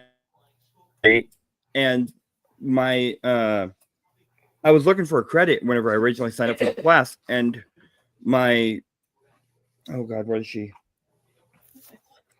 Accommodations person was like, Jared, I think you would fit really well in this class. I think you should take it. And it was the greatest suggestion ever because I'm still in contact with the people who were in the class now. That's and cool. some of the people who came and donated to class. My instructor, Polly, she was one of the nicest people. She, everything that I would tell her of knowing what it was like growing up as a hearing person in the deaf world, she was like, yep, that's the deaf community. Growing up, losing my hearing at the age of, 21, almost 22, or no, 22, almost 23, actually. And then going, what's going on around me, not be able to literally no hearing at all for a year. And that was right before Bug was born. So we had to get video baby monitors and everything that lit up and everything. And I'm sitting there going, okay, well, I grew up in a deaf household, so I know what this is like somewhat. That was the only thing that saved me. was knowing what the deaf household would be like. Yeah, that's why those resources and stuff like that, and the social networking is important. Night, Dr. Donkey. But the wearing the I see both sides of the world now. So I've seen that hearing world, I've seen the deaf world, and I know what it's like on both sides. But that's why it's so important to me. And actually, that deaf culture class is how I met one of the people for the Iowa Association of the Deaf, who is the who's getting the money from the charity. Well, and that's why I like events like the one you're throwing, and the events in the past are good because it raises, it brings us awareness. It brings things to the forefront, and because most people are caught up in their sphere, and it's it's good to be like, to kind of get a glimpse into other spheres going on. It kind of opens you up and be and you're like, wow, like, yeah, that's kind of like crazy and wild, and like this is really like a cause and issues that like I could support, like, and that's why events like these are bringing awareness is really important for this kind of stuff, because it gets because it gets folks like me who are not familiar with all the things associated with it, gives me an awareness, and also like it's like, yeah, this is like really good stuff and stuff that I would like to, I like to support because it's it impacts a lot of people, and that's just it. It's I think a lot of times folks have to look out their sphere a little bit more. That makes you a little bit more human. Yeah. Very and, good. And that's kind of like why I like the Team Kratos philosophy, and that's kind of what I think we're all about. You know what I mean? Is as a team, we try to look into each other's spheres a little bit, and enrich ourselves, and and do these things for common good, and just being good stewards on this earth. Yep, exactly. I mean, it's like that deaf culture class. I was like, I walk in, I go, well, I'm a deaf student, and I'm sitting there I was in that perspective at the time frame of I'm deaf and there's things I can't do. And then my instructor about personal goal on the first day. She Mhm. goes, by the end of this class, because I was like, I don't know if I call myself deaf, if I say I'm hard of hearing, since I still have some. She goes, well, it's honestly up to you. She was like, not all deaf people have all their hearing loss. It's a spectrum like autism. Mhm. And I was like, okay. And so she literally gave me this task at the beginning of I want an answer until we end the class for the semester. She goes, but I want you to take everything you've learned throughout the semester and put it to a deep thought. Are you deaf or hard of hearing? And I was like, okay. And then she goes, not everything with being deaf is negative. She goes, deaf people don't look at it as I've got hearing loss. They look at it as I've got deaf gain. Mhm. And if you look at the deaf community, they know who they are. That community is so tight knit. You could be here in Iowa, where I am, knowing the people I know, and know what's going on in the deaf community in Washington. Mhm. It's that tight knit that it spreads fast for news, and people talk, and they're super supportive. And that's what I love about it. Yeah, like Busby said, you're deaf and you have to figure out a way to do the same things differently, Jared. Exactly. And that's basically what I figured out at the end, is that, I am deaf. I've got what's called post-traumatic Meniere's disease from the accident that I had. There's times I could have my normal 40% hearing loss, and then literally 20 minutes later have a pressure wave and I'm 90% deaf. Wow, that's crazy. Works So, about the same here. and that's why this is so important to me, is, I know what it's like personally to be in the deaf community, but I know what the resources are like for people. So the financial gain isn't really as much of a worry to me as raising the awareness and acceptance.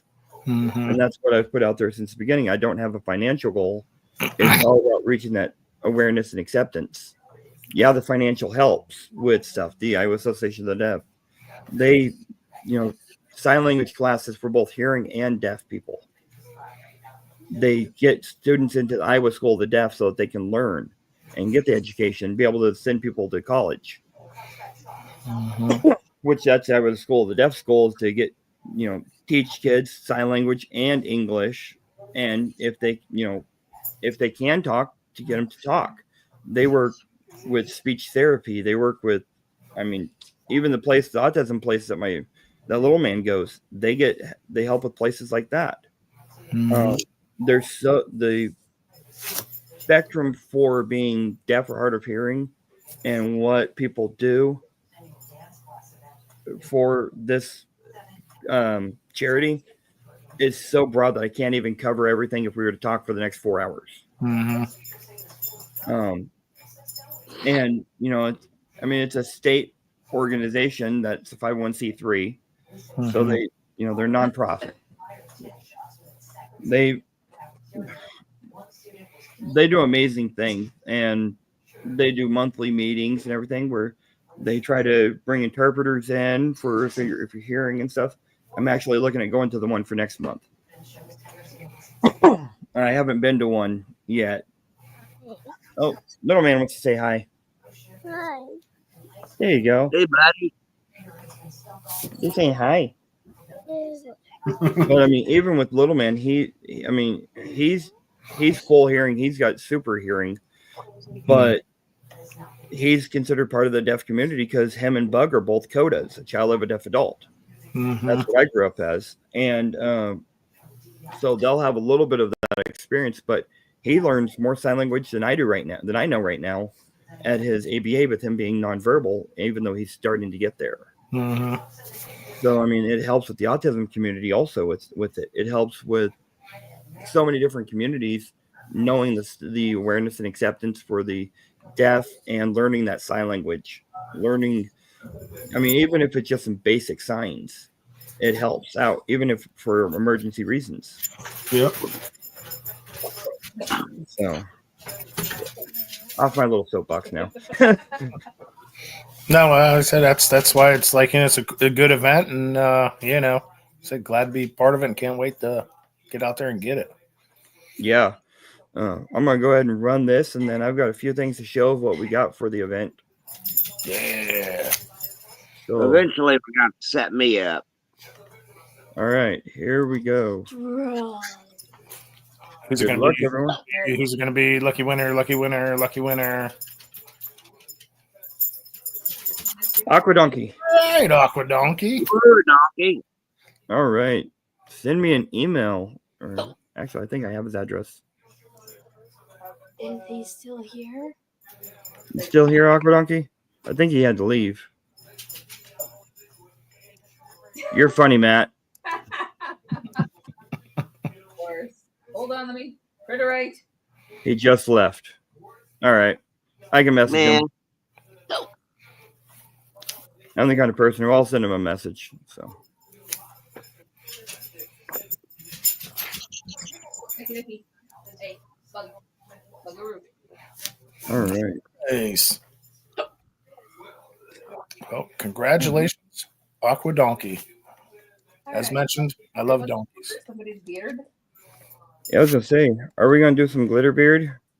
Finally, some whenever you're ready. All right, start going. The moment I've been Hang waiting on. Got my towel. I don't have a safety Oh, pin. yeah. I'm trying to tuck it in the back of my shirt. I'm gonna go refill on some Kratos juice and get ready for this one. Back in 2 seconds. Yeah, it's gonna take a minute. All right. That is not working. You have a clip? Screw it. Shirt's dirty by now anyway. Here, gel, make me big, Jared. All right. Let me do that. There we go. That's a bunch of hair gel. Oh, Buck, Here we go. you're gonna pay so bad for this. don't miss spots. Okay. No. You wipe the hands off so I can even touch the glitter. Beard. Just watch. Okay, Bug. Hey, you What want color am I starting with first? What color? pink? Pink. Pink? Okay, Yeah. hang on. You're running this show. I don't know how this is gonna work. We're gonna start over here. Thing even working? You gotta open it more. Is it? Yeah, let's just take the lid off and do it right. There you go. Just Dump that stuff on. Yeah. there you go. There we go. See that? What next, Bug? You gonna do Green. like a different color landing strip in the middle? We do not want a landing strip. Green, okay? We're gonna go to the, if I can get this tube open, we're just gonna go with full tube. Okay, Oh, well, there's probably more in my lap than on my beard.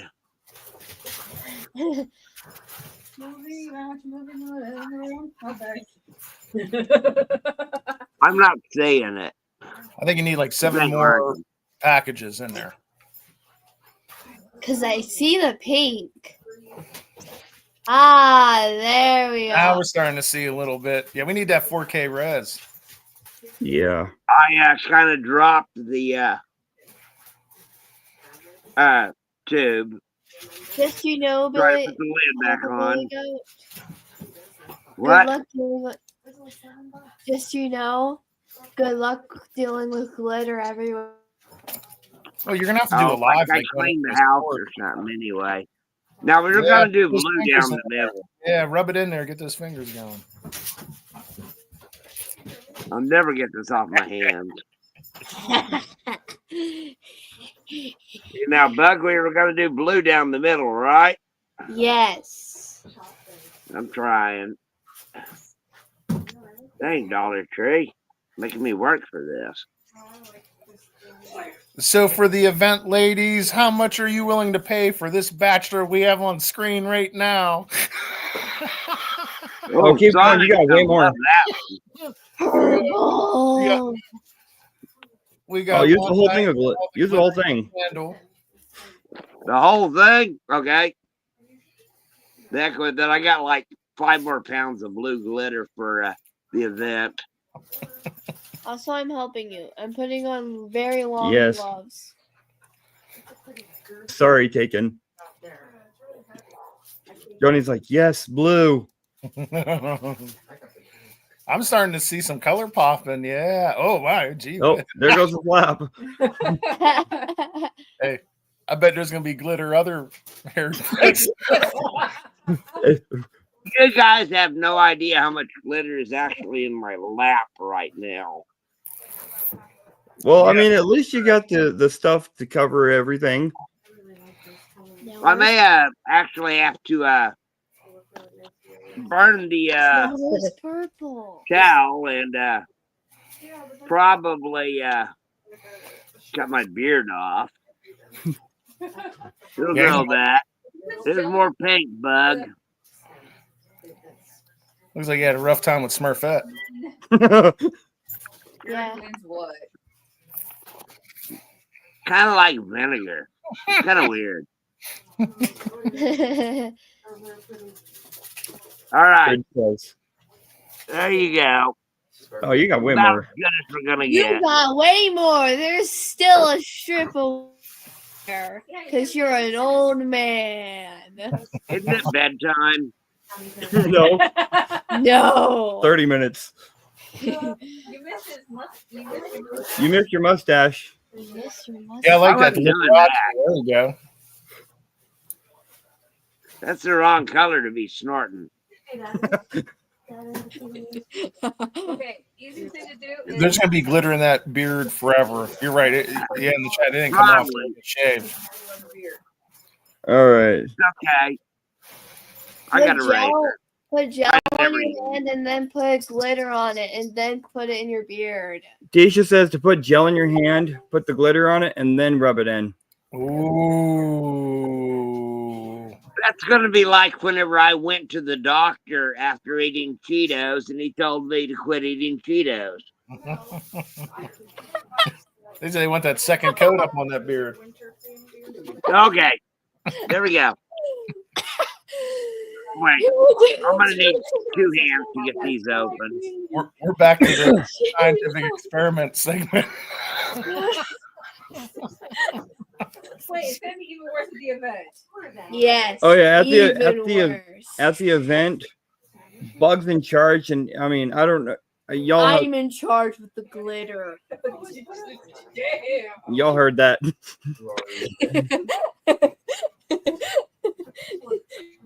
I should have become a eunuch whenever I was like 15. Not with that voice.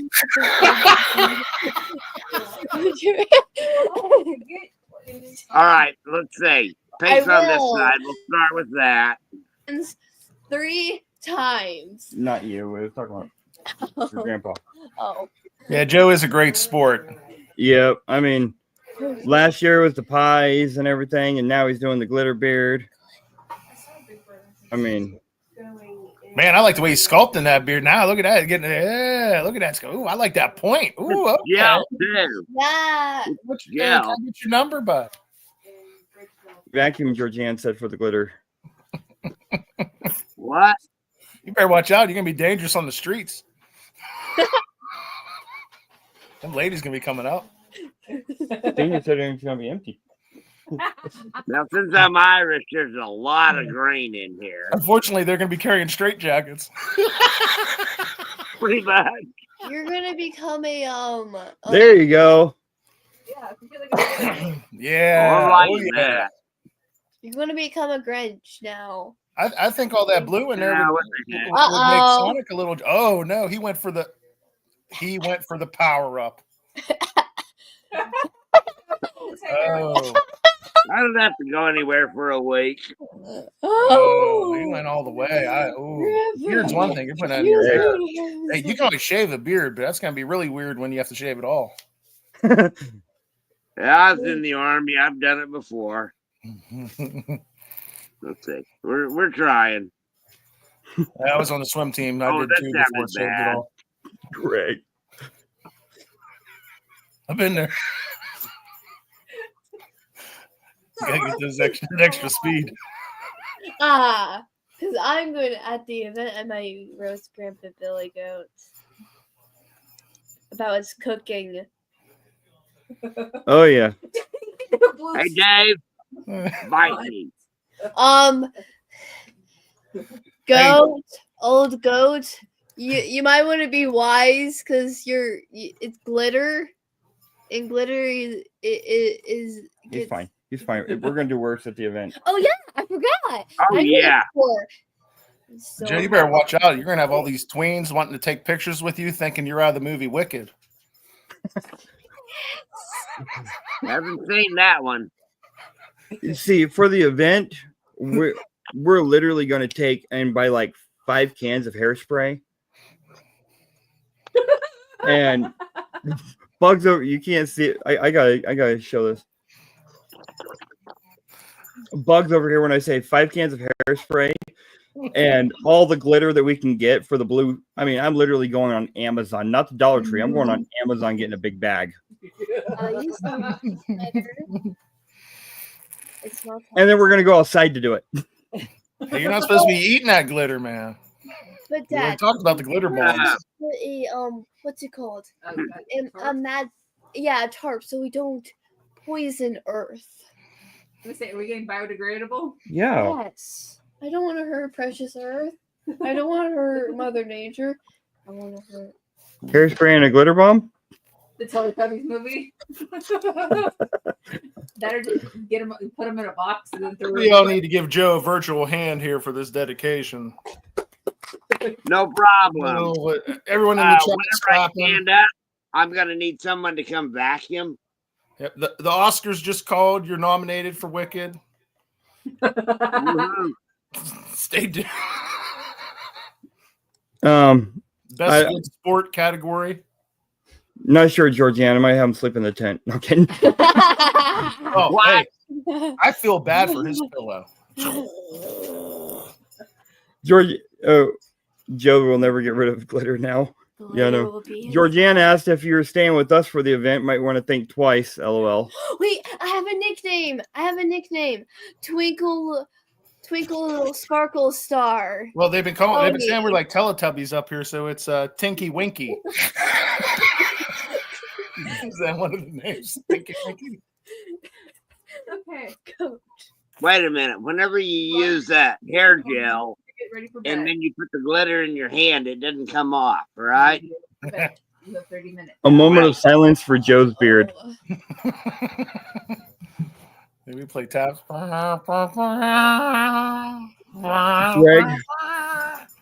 I have to deal with her, and she. Okay. Bug got glitter for Christmas, and the container popped open and spilled on her carpet. Yeah, I to go grab my stash. Oh. No. Please. So like your carpet has at least one fun spot. Yeah. I'm afraid to use the shampooer in there because I know what's going to happen. Hey, if you stand on it, like a disco ball just drops, lights start going everywhere, and then like crazy disco music starts playing. Just stand on the glitter spot. I don't know, man. It's haunted or something, but like every time you stand on it, the ball drops. That's what I was going. Yeah. Okay. Did you read Whenever I bought these curtain thingies, which are actually just like birthday tablecloths at Dollar Tree, they had like $1.25 disco balls and strobe lights and all that. And I was thinking about going all out with this, but then I started thinking about, it being an epileptic taser. So I didn't do that. Hey, I like that. Yeah, it's funny. So, Benny, for that last thing we were talking about, you said a duck race? Yeah. So check it out. First of all, I just want to say that is a good idea for him to turn out the lights and get a flashlight out so we can really be like tripped out with a flashlight in the beard and watch all the sparkles. That'd be funny. But yeah, so we're gonna do another giveaway. We're gonna do a little race here. And so what we're gonna give away is, so I've been thinking of like ways for magnet fishing and to promote like getting younger folks involved with it. And part of that is like when I first started getting this magnet stuff, I'm not gonna lie, I didn't necessarily think of, when I first started to think of like younger people, younger folks, and I realized that the magnets that I kind of have maybe a little bit too strong. When I talk about younger is like our smallest magnet right now, our smallest two is the 550 single-sided and an 1100 double-sided, which is basically, the same thing as 550, only it's a double-sided magnet, so you have the on both sides. Yep. But I had a lot of feedback of folks that have like younger kids, like, really younger, that, and think of it, it's like dads looking for something, they magnet fished, but they really didn't feel comfortable with even the 550 magnet. So what we did is we have 2 magnets.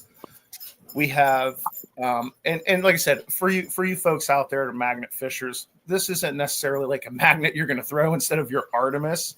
These magnets would be something that you would give or share or let someone younger use that, maybe it doesn't have a magnet or whatever, to bring them out with you so we can start, getting this hobby, the next generation, into our hobby, into what we do, because we got to, once we're gone, we need someone else clean up these waterways, folks.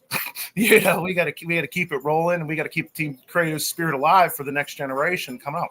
So, long story short, right, I got a couple smaller magnets I'm releasing. And so what I was thinking is I have 2, and in the chat, why don't y'all pick which one that we're going to do the giveaway for? So the first one we have, and this is really geared towards the younger, and I call them the hashtag Junior Squad, Team Kratos. And that is, it's a 275-pound single-sided magnet. And like I said, for you magnet fishers out there, this is not intended for like you. This is intended for your son, your niece, your nephew, someone that, like, hey, you know what? Here's a magnet I can feel pretty confident with. Obviously, you always want to use adult supervision because they are magnets, but something you can feel a little better with, and it's a little bit more manageable for younger folks. So we have the 550 single side. It's 275 pounds direct pull force, or I have this other one, and this one is a little bit bigger. It's a single-sided 900-pound. Now we have the 1200 single-sided, but like I said, this maybe wouldn't be for super young members, but those who are looking for a little bit more than the 550, you're starting to get like your 8, 9-year-old, 10-year-old kind of range, right? So we have this one. I don't know if you can kind of see it. Like I said, it's kind of weird, but nice. Yeah. So, in the spirit of getting the next generation out there, promoting our hobby, like I said, I would hope the winner of this would, either give it to someone or have it with them in wanting to bring the next generation out, or save it as a Christmas gift to give someone to spark their interest in the, in the magnet fishing. Like I said, because one of the main emails and stuff I get from people is that they're still a little nervous even about our smaller magnets. So that kind of gave me a little bit of pause and reconsider what size we carried. Because like I said, like to me, when I'm throwing a magnet, it's like, well, why would you want to throw a smaller magnet? Well, Benny, you're a 200-pound grown man. Yep. Think, get out of your sphere and think in other spheres of like, the dad or the mom looking for something to do with their kids that Saturday, you know what I mean? Stuff like that. So anyway, what magnet should we give away? Which one? The 900 single-sided or the 275 single-sided? And when it'll also come with some Kratos hot sauce, choo-choo, and the rope, we'll hook you up with all kinds of Kratos funsies and everything you need to get started, because nothing's worse than winning a magnet and no rope, right? Because it's like, oh, cool.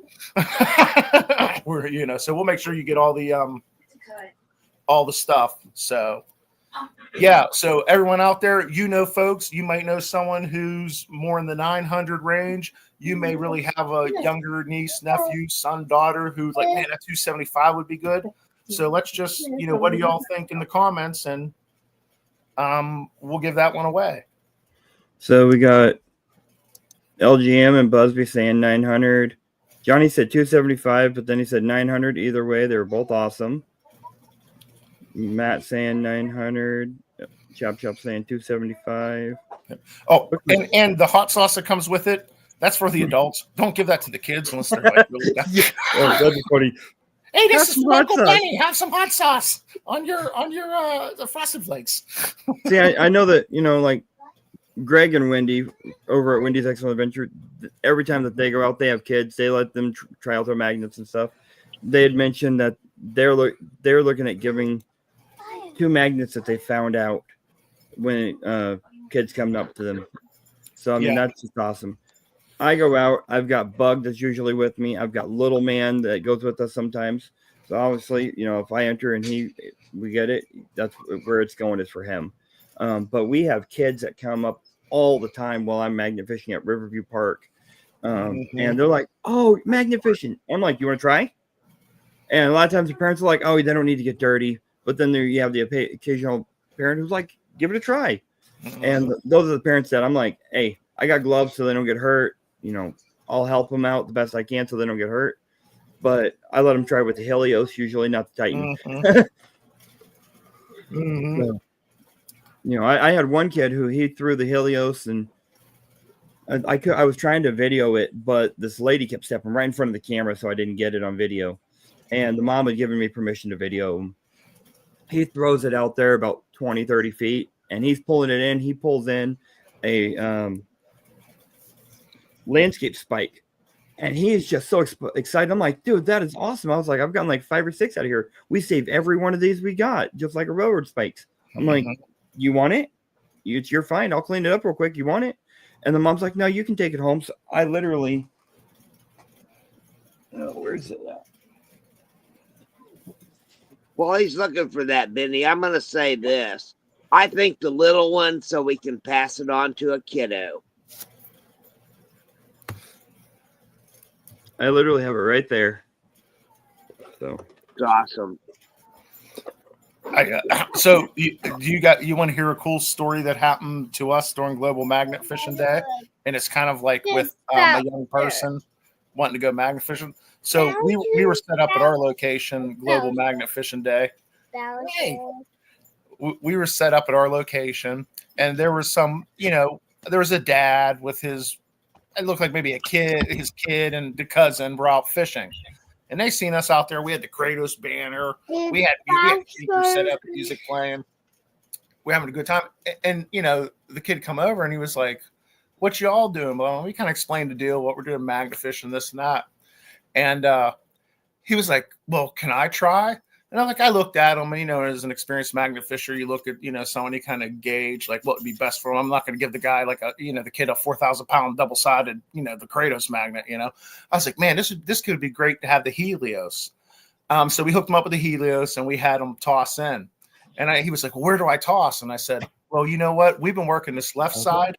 That right side of where we're magnet fishing is fresh. We haven't been down there. So go ahead and pop that ground over there. You know what I mean? It's fresh ground. Go over there and break it.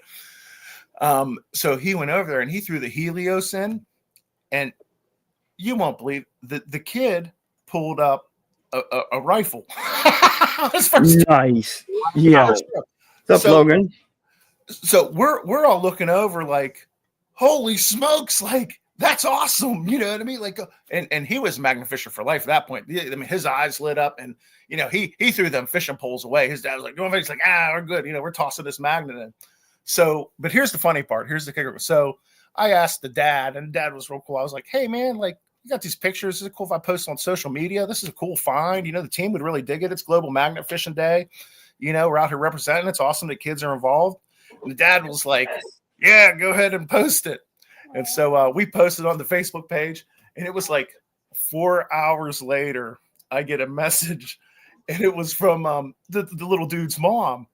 And she was like, hey, it was really great about the magnet fishing and the fines and stuff, but I'm concerned that I might have some kind of criminal involvement because you got to, had this rifle, and it was a beat up rifle, and it was, but she was worried about the post, thinking like, law enforcement's coming to her, coming to her house, and she's all concerned. So it was like, yeah, the old man, he was like cool with it. He thought it was great, but mom was a little bit more like, you mind taking it down? I was like, no problem, ma'am, I'll take it out. But it was like so funny because it was like, but she was like, but he did ask if you could send me the picture. See, the Ghosted Logan that's in the chat. Ghosted Logan's one of the kids that I ran into out at Riverview Park, and he subbed me back I think it was last year or the year before. And I mean, it's kids like him that he's one of them that tried the magnet fishing whenever we went out, and he subbed me. And I mean, this kid's awesome. So I mean, he's gone live a few times. I've jumped over on his channel and stuff and shown support for him. So, but it's a future generation, like you said. Yeah, that's it. And so that's kind of like the next push that we're kind of doing is doing some kid friendly stuff. I'm looking through the chat to see what we decided on with the magnet. And just also like the 900. Yeah. So it's like, let's roll that. But also, hey guys, check this out. A little spoiler alert for all y'all in the chat. I'm going to be hanging out with Johnny next Friday, and we're going to do it again. What? So make sure you come on over there next Friday and hang on out, and we'll decide what we want to do. Yep. And we'll be hanging out over there, having fun, shooting the breeze, and we'll rip out another magnet for the next generation on his live. So everyone has a chance to, win one for, little Timmy, Jimmy, or, Sarah or whoever, niece, nephew, whatever. So, yeah.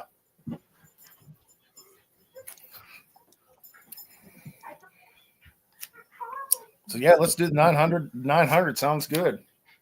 And I'll make sure you get let's see if I don't know if I dare. Yeah. Boy, that'd be cool if the magnet was like, yeah, that's crazy. All right. So we'll throw in a rope. We'll hook you up with all kinds of goodies. We'll get some Kratos hot sauce, not for the kids. Matt says, if I win, give it to someone in the chat that has a kid. That's the spirit. Hey, that's awesome, Matt. Yeah. I say, how heavy are they to where? Not very heavy. And that was kind of one of the things, because it was like, I mean, when I'm thinking like some of these mags, like the 275 is really made for like younger, I'm not going to say 1-year-olds or nothing, you know what I mean? But, it's for, younger than 10, right? It's easy to toss. Like I said, it's less of a safety concern. But you should always monitor children. Obviously, we all know that, right? Yes. Because they are Kratos magnets, and even the smallest ones, the opportunity of getting bit is there in the right circumstances. Johnny said if he's going to enter, but if he wins, he wants to give it to Connie, to Mama Connie. So that's awesome. That's awesome. Giving it to Mama Hen. It says put my hands behind it. It just sees your monitor. It's picking up the green Put it in front of my face. There you go. I can't see if you could see it because it's in front of my face, but yeah, there you go. There. Kratos 900 right there. Yeah, I don't want to get it too close to the computer. See, I can't find my Helios. I set it down somewhere in the house. I was working on a drill. It broke a bit off inside the impact, or not drill, an impact. It broke off deep inside.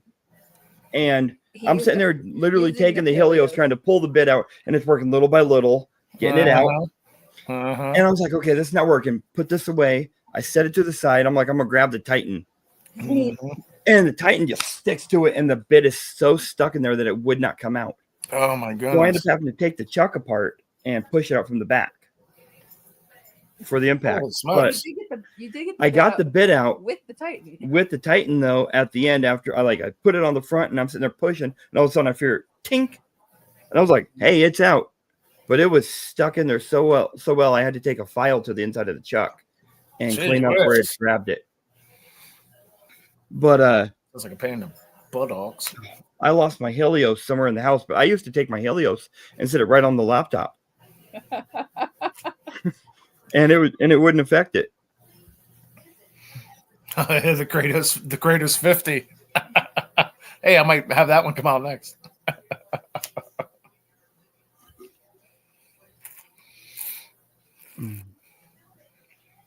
Nice.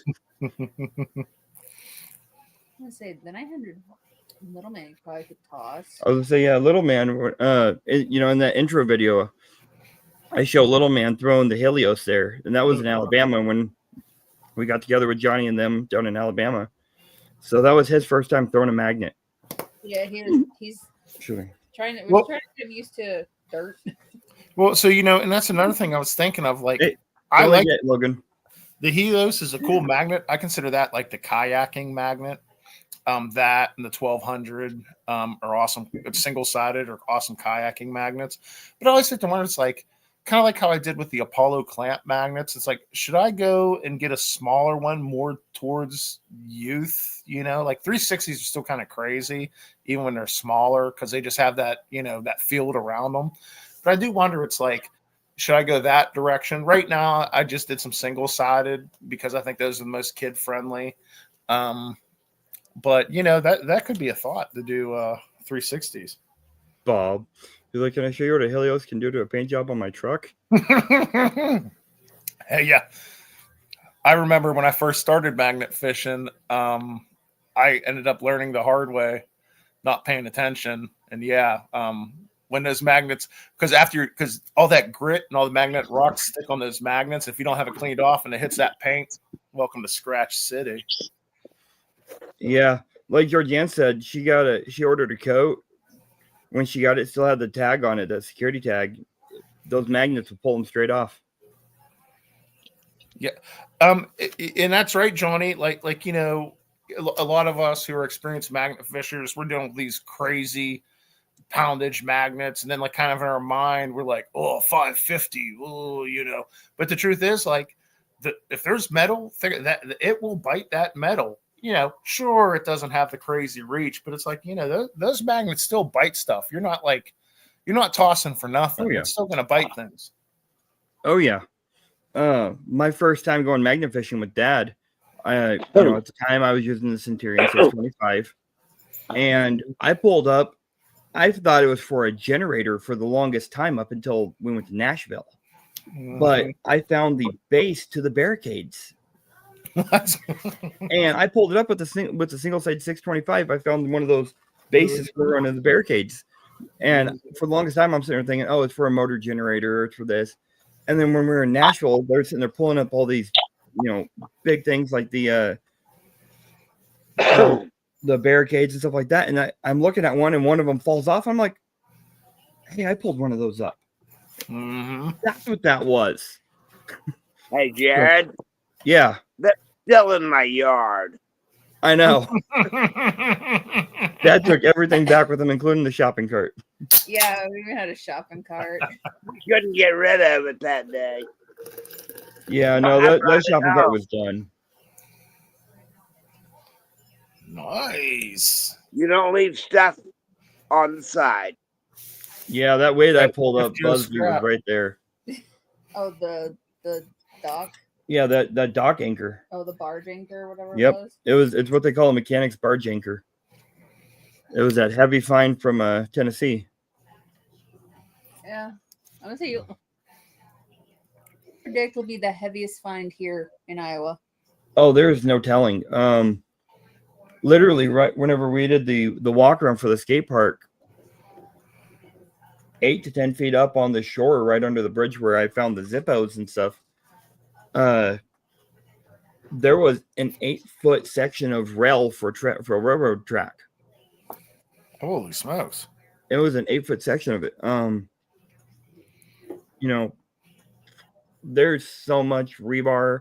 They've torn down 4 bridges in the last 3 years and rebuilt them. They'd literally just leave the rebar and everything in the water. Sad thing is, this is our drinking water. So, it's helping the city of Des Moines whenever we clean all this out. But, I mean, if you look back at what Bug and I pulled out back for the live when we went live magnet fishing, I pulled out literally about a 10 to 12 inch freaking gear that was 4.5 inches thick. Gee whiz, there's some weight on that, I bet. Oh, that thing was heavy as hell. Bug, Probably she pulled from out a throwing homemade anchor. It was a mushroom anchor with some old transmission gears on it. And I mean, they were tack welded onto it. So I'm sitting there thinking I couldn't tell it was a mushroom anchor at first until I went to go get rid of it at the junkyard and I tossed it and they broke the weld. And I was like, oh, there was a mushroom anchor. Yeah, and like Busby said, whenever we were in Tennessee, he just reached up to help pull it in for that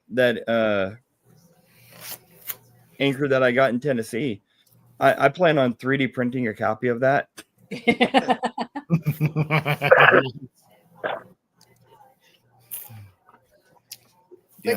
do you predict could be in that water? Well, we already know that. I mean, when I've gone out there, there's the exercise bike, and I'm talking late 80s, early 90s exercise bike. That I know exactly where it's at. I'm not strong enough to pull it and carry it back to the vehicle. Ooh, those ones were thick back in the day. Yeah. They had to build. Hey, remember the ones that had the built-in fan? So you'd be sitting there like that's what it was. Yeah, it was the fan be blowing up on you, and it's like, oh, I'm getting hot, but I have to pedal more to get more air. It's a vicious cycle. I've been on video with Greg and seen, right outside the police station, there's a big pile of stuff under a bridge where there's a full gate that's like a 10 or 12 foot gate and everything. The bike is mine when I get there, Jared. Greg wants the exercise bike. Okay. Donnie asked if there's any updates on the event. Yes. Okay, so updates for the event. We've got the park. I've mentioned that for a long time now. It's the skate park here in Des Moines, the Lordenson Skate Park. My mind went blank on the name for a minute. The permit's been approved. The city is excited for it. There was some issues there for a little bit. Those are all cleared away now, as I've mentioned, for a couple months now. I would say wasn't it DNR? Was it? They were trying to enact permits for magnet fishing, and they were wanting anywhere from $30 to $150 per person is what they were talking about doing. Whoa! And I fought against it, and I told them I was going to start a petition, and that I would take it nationwide for getting the petition signed, because you don't have to live in the same city to sign a petition, or even the same state. So I was like, I'll take it nationwide. I was like, we're doing this for a charity event, and they dropped it right away. That same administration, though, has had a lot of fights where the sheriff's department was called out because they pulled firearms on each other. Yeah. So we're like recently. So they've got it taken care of. like AU Diver said, get bent. That's basically what I said. But didn't we also hear something about wanting a percentage? Yeah, and then they were talking about wanting a percentage of everything. And I told them that, this is going to a charity, and again, get bent. And then they dropped it. And then they dropped it. So I literally fought with all of it, got it all taken care of. Well, they probably went to sleep at night and thought about how you go to sleep at night. Gee whiz! I literally told them, I'm like, Mr. Burns. Who are they, Mr. Burns over there? I told them, I'm like, it's nice to know that this administration that's making over $100,000 is willing to take from a charity that's trying to get communication for the deaf and hard of hearing, and that it may not even be that much that we get financially for this event, that y'all are willing to stop a child from learning to communicate. Yeah. And as soon as I said that, they dropped everything. Well, instead of taxing us, why don't you help promote it? Because exactly this is the nature of what we're doing here. Exactly. And so I end up telling them, this is what we're doing. So as dispatch head, so far sounds like business as usual. Yeah, I mean that's par for the course. Par for the course for the government. Well, I have Zombie Burger here in Des Moines that I've talked to. They are making donations. Ooh, zombie burger. Casey's, they're going nationwide for Casey's gas station. Casey's. I've seen zombie burger on social media. Yep, I share it all the time. They are looking at doing it. They're making donations for the event. They are looking at giving away possibly 10 meals. What? That's and cool. Zombie. And if Grandma Kelly and I went to Zombie Burger when she came through last May. Love Grandma Kelly. It was one of the best times I've ever had. Zombie Burger is actually only about 2 or 3 blocks, maybe 4 blocks from the event. Do you remember what Zombie Burger Grandma Kelly got? Just because I'm curious. I can tell you which one if I go back. I don't remember off the top of my head. But we both got an order of fries, and with how Zombie Burger works, you choose your burger, and then you can get your sides separate. They also have shakes that have cereal in them, and boozy shakes with cereal in them. They have a cinnamon toast crunch one with rum chata. Yeah, that sounds like me. They also have cheese curds. Yeah, I was gonna say they also have cheese curds, fried pickles, and fried pickles, whatever you want.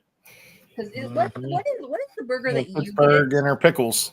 Oh, they have one that I don't remember the name of it, but the bun is deep fried mac and cheese, and it's almost 2 inches thick. What kind of voodoo is this? Huh? What kind of voodoo is this? And you get 2 of those bun patties of mac and cheese with a thick burger inside. Now I'm going. That burger is almost 2 pounds. These recipes are coming straight out the Necronomicon. They gotta be. I mean, they've got one called Trailer Trash Zombie, and it's got fried pickles, it's got ranch, it's got cheese curds on it. That's what you get. I love that burger. They've got. I mean, with how Zombie Burger works, you choose your toppings for what's on the menu, and then you choose your type of burger, whether you want burger, grilled chicken, Impossible Burger, or a veggie burger. I mean, they've got like 6 or 8 different choices for the burger itself. And they don't call the burger. If you want like 2 patties, they call it double tap or triple tap. Yeah, because it's like you're killing zombies. Life expectancy living near Zombie Burger is 43. And then you become a zombie. I mean, I've eaten there quite a few times, and there's a few things that I've eaten at Zombie Burger that I'm like, God, I might need to go to the hospital for a heart attack after this. But I would say the menu is beat the chest a couple of times so it settles. And the best thing about it is they're not expensive. Yeah, that's cool. I mean, you go to a place like this where you're getting these outrageous combinations, and you're thinking, oh, I'm going to spend $15-$20 for this burger, and it comes out being like $9-$10, $12. This past year, I paid the most I ever paid for a burger. It was out of a food truck, and it was good. It was really good, but it was like $23. And it was just like cheap though. I'm like, ooh, that's an expensive burger. But I mean, Zombie Burger, they're looking at making donations, and they're even talking about giving some merch away. I'm gonna say there's one burger on there that you every time you read it called the cremator that you want to. Yeah, there's one that I want to have Dad try called the cremator, and it's got ghost chilies or ghost peppers on it and stuff. We need to get him with his sparkles down there and do it. Yeah. Grass-fed zombies. Well, that'd be fun. Well, I think that'd be fun at the event. Maybe we should do like a challenge. Maybe see if we can raise some money. You know what I mean? See who's gonna get like ridiculous. Yeah. But not only is Zombie Burger donating, Casey's gas stations looking at donating. They're doing like 14 or 15 cases of water with coolers because it's August. It's going to be hot. It's going to be hot. Yeah. I mean, it's humid. Think of last year. We had the corn sweats. Everyone calls. Well, yeah, August, July, you're in full force. Dude, I just seen a chat, $30 for a burger. Yeah. I think that's Well, what's on that burger? Because a burger can be $30. It depends what's on it. is it like I truffles I or- found one with truffles, and its cheese is layered with gold leaf, and it was $53. It's in Vegas. I was watching a show, and I was like, "Oh hell no!" James like that's New York prices. I'm like, yeah, you'll get a lot more cheap food around here.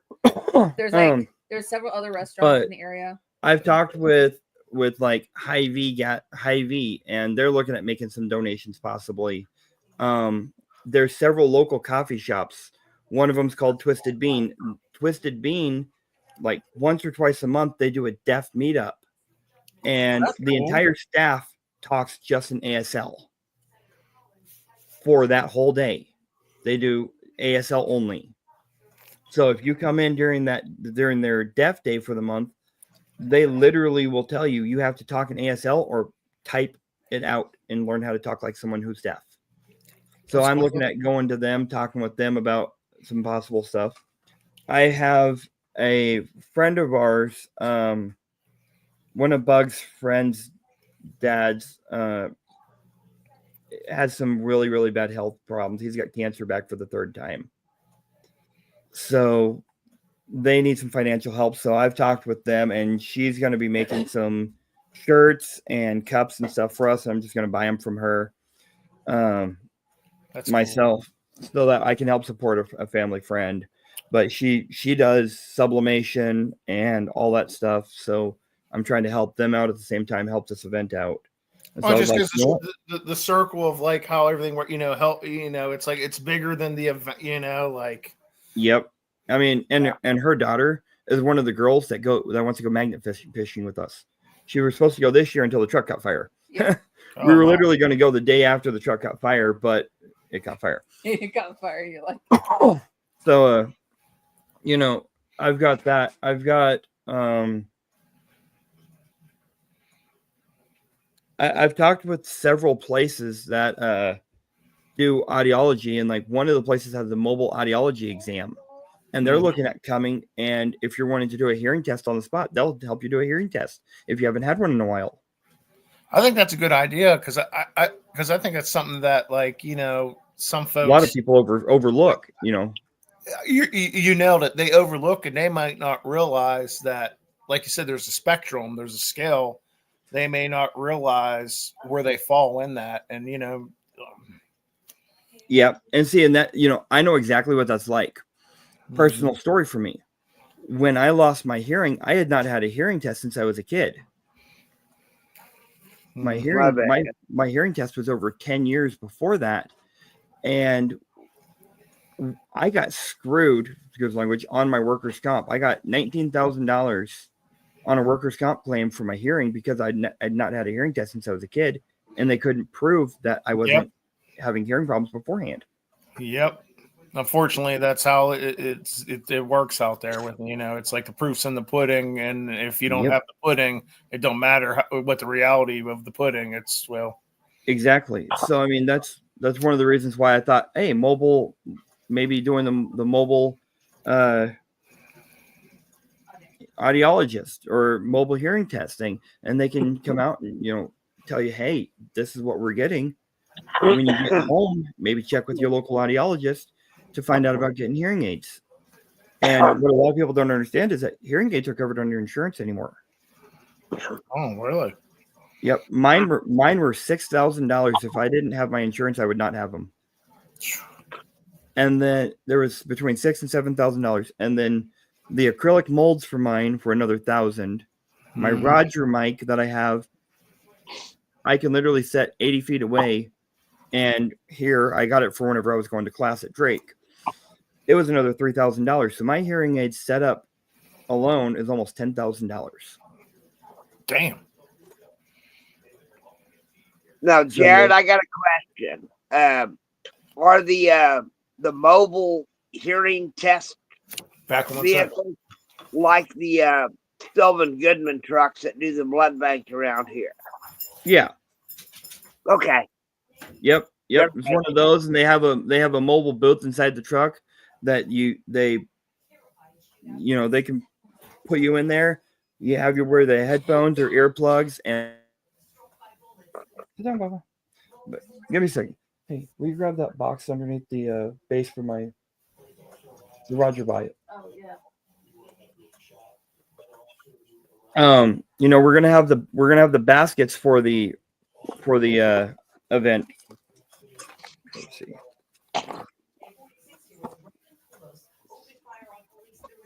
Wait for Benny to get back and we'll show this because Dad's already seen this before. Yeah, I know about it.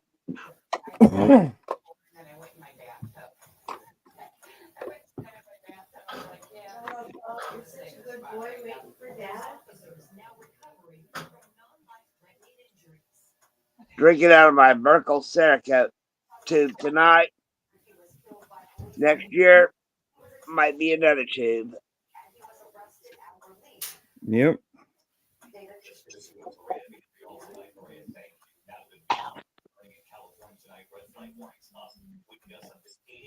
I have glitter everywhere. Oh, I bet. Wait for Benny to get back, and I'll tell about some of the other places I've talked with. Brother. You're good. Hey, that's like, hey, you break that Kratos seal, it's no joke. You know what I mean? See, like this is that microphone I was just talking about. This microphone alone is $3,000. That's crazy. And right now I've got it on the lanyard where I can hang it around my neck if I wanted to. I hate doing this piece though for around the neck, but I have a case that I can put it on and literally have it where it'll stand up. Oh wow. I can take this mic and have it to where it's only facing me to where whoever is talking right in front of me will hear for whenever someone's talking because it's got differential. I can set it on a table for a meeting to hear everyone. That's crazy. I can take and have someone Professor, like take a professor. This is what I used to do when I was in school. Is my professor would take it, flip it right like this, and talk, and it would be like I was in the front row. And it sends a signal to your earpiece. Yep, straight to the hearing aid itself. And only my hearing aid can hear it. No one else will hear it. Unless you have super hearing like me and I hear. Dude, that's almost like you got like Secret Service gadgets. So I mean, it's if it wasn't for my insurance and Voc Rehab covering that, Voc Rehab covered that whenever I was going to Drake, and it was literally we put the request in for it in October of 22, and it got approved in May of 24 or 23. I mean, after I'd gotten hit by the car, after all this had happened to me, and I literally could not go to class physically. I was doing it over virtual. Yeah. Which that didn't help me really unless I was, going to class. I pushed myself to go to class. Mm-hmm. Mm-hmm. After I got hit by the car, I missed 4 classes the rest of the semester. And I got hit mid-semester. I got hit on a Thursday. The next day I didn't have any classes. The following Monday I was in my seat. Gee whiz. And they literally told me, "We know what happened. You go home." I'm like, "Nope, I'm here to learn. I'm paying $50,000 a semester. I plan on being here." Hey, yeah, that's just it. It's like, that money means something to me. I'm here, professor. I graduate. I finished that semester with a 3.7 GPA after even after getting hit by a car and fighting to get this piece here. But the other thing is that's cool. Grab the base part for this. It's up by the PlayStation. Nope. You want to grab it? I'll grab it. Just go back. There's another piece that goes to this, and this is the cool part. As a parent, we love staying up late watching TV. Sometimes you watch scary shows or horror Speak shows. my language, brother. Tell me more. From the back of it. Tell me more sweet nothings. This piece here plugs into the TV. And then this plugs right into it, and it goes right to my hearing aids. So if I want to watch a show like I've been watching Reacher on Amazon Prime, If I want to watch that without the kids hearing what's going on, or if I want to watch, say, Resident Evil or something scary, Yeah. I can put it into my computer. I can put it to the TV. I can play Xbox, any of that, right to my hearing aids. If I'm streaming and I'm playing a game, there's my mic and there's my headphones. That's freaking cool. So I mean, that's some of the technology that they have for the deaf anymore. That I mean, it doesn't help everyone, and it doesn't replace hearing itself, but it helps. It's an aid, is what it is. Well, and like you said too, it's definitely not that ain't something you're gonna find at a dollar store either. Yeah, no, like I said, it took months. It took months, and there's technology out there that Dad can tell you about this. Growing up, I call her egg donor, had sensors all over the place. She had a knock alarm on the door because she was deaf. So when she would knock, it would flash, and it would be hooked up to the normal lamps. TTY machines, they used to be huge machines. It's right there now. Yeah, right. Say hi. Here, let me get this pulled up real quick. It's not working at the moment. Okay, go watch your show. Oh, you want to sit here? Fine. Where's my captions? My captions thing doesn't like to work all the time. I get live captions on my phone. What? Real time. Cookie. Hey, little man. So, and I have it on my computer to where it shows up at the top. If I go to do a screen share, you guys won't see it because it cuts it out. But there's programs out there like that anymore. And that's some of the stuff that I'm trying to make awareness of is, even if. Well, you're doing it right now because like I was unaware. I think a lot of people in the chat were, and that's what it's all about. And the best part is the one on my phone, I have an iPhone 16 Pro free. If you have an iPhone, no matter what generation it is, it's on there under accessibility. If you have Samsung, it's on there. If you have Motorola, or Motorola G Play has it. It's on almost every phone anymore. Well, we are making some progress, I guess, huh? Yeah, and then like on my computer, it's through Microsoft under accessibility options, and then it's just downloading files. Now it's kind of a big file at first, but I learned what I needed on the file and what I didn't, so I got rid of it. What, Bob? Yeah, that's just wild. Oh, you seeing over here? I got two monitors, so I've got my laptop over here, but I've got another monitor hooked up over here, so he's watching it over here. What? I'm not giving you cupcakes. It's too late. He's over here wanting cupcakes. Come on, get a cupcake. Come on, quit being such a hard guy there. Come on, a little cupcake's good. Put some MSG on it; it'll be great. Love that MSG.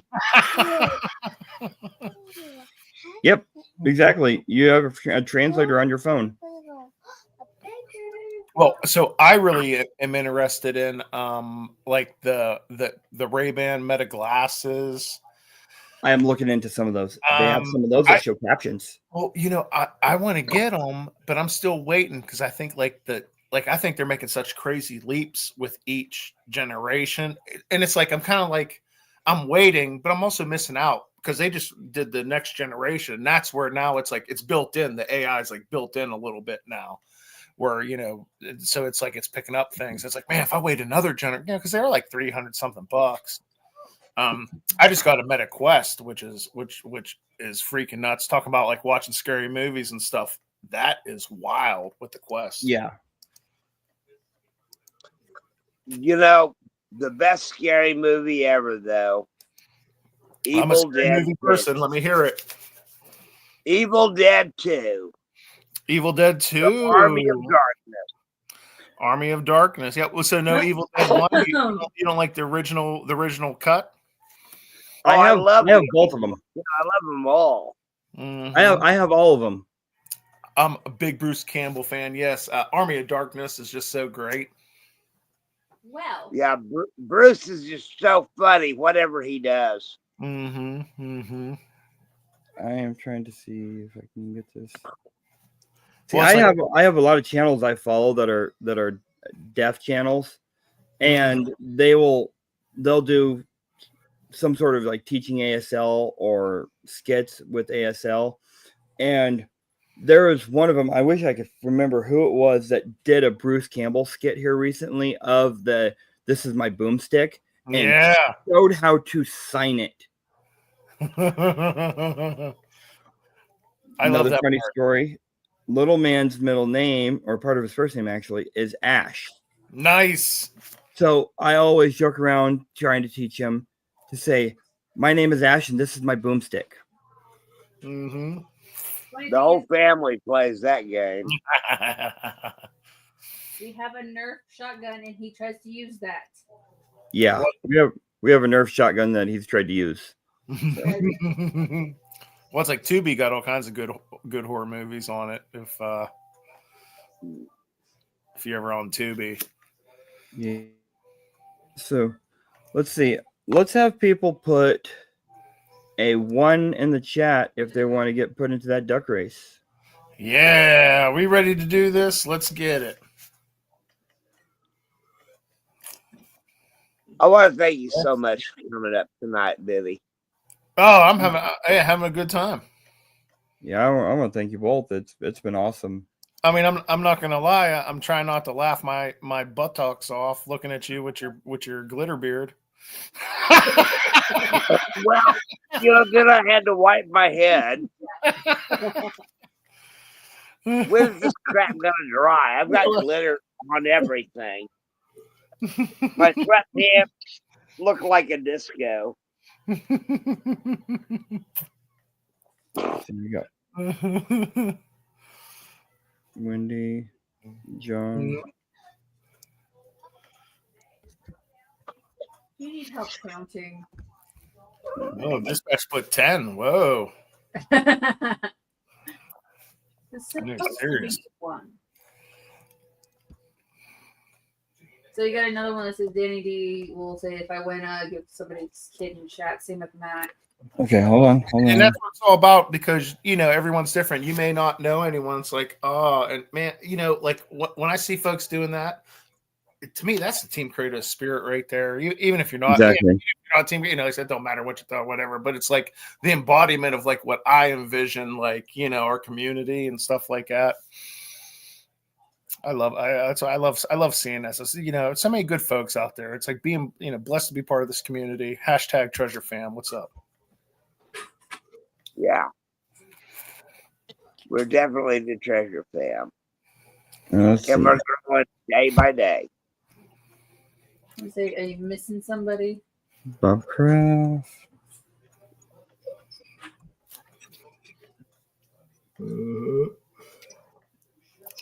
Yeah, What's I up? knew it too, Jared.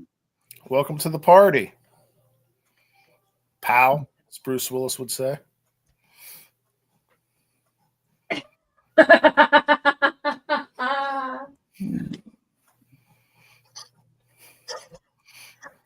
I think everyone in the chat's going to need a hearing test after hearing all of the nonsense we've been talking here.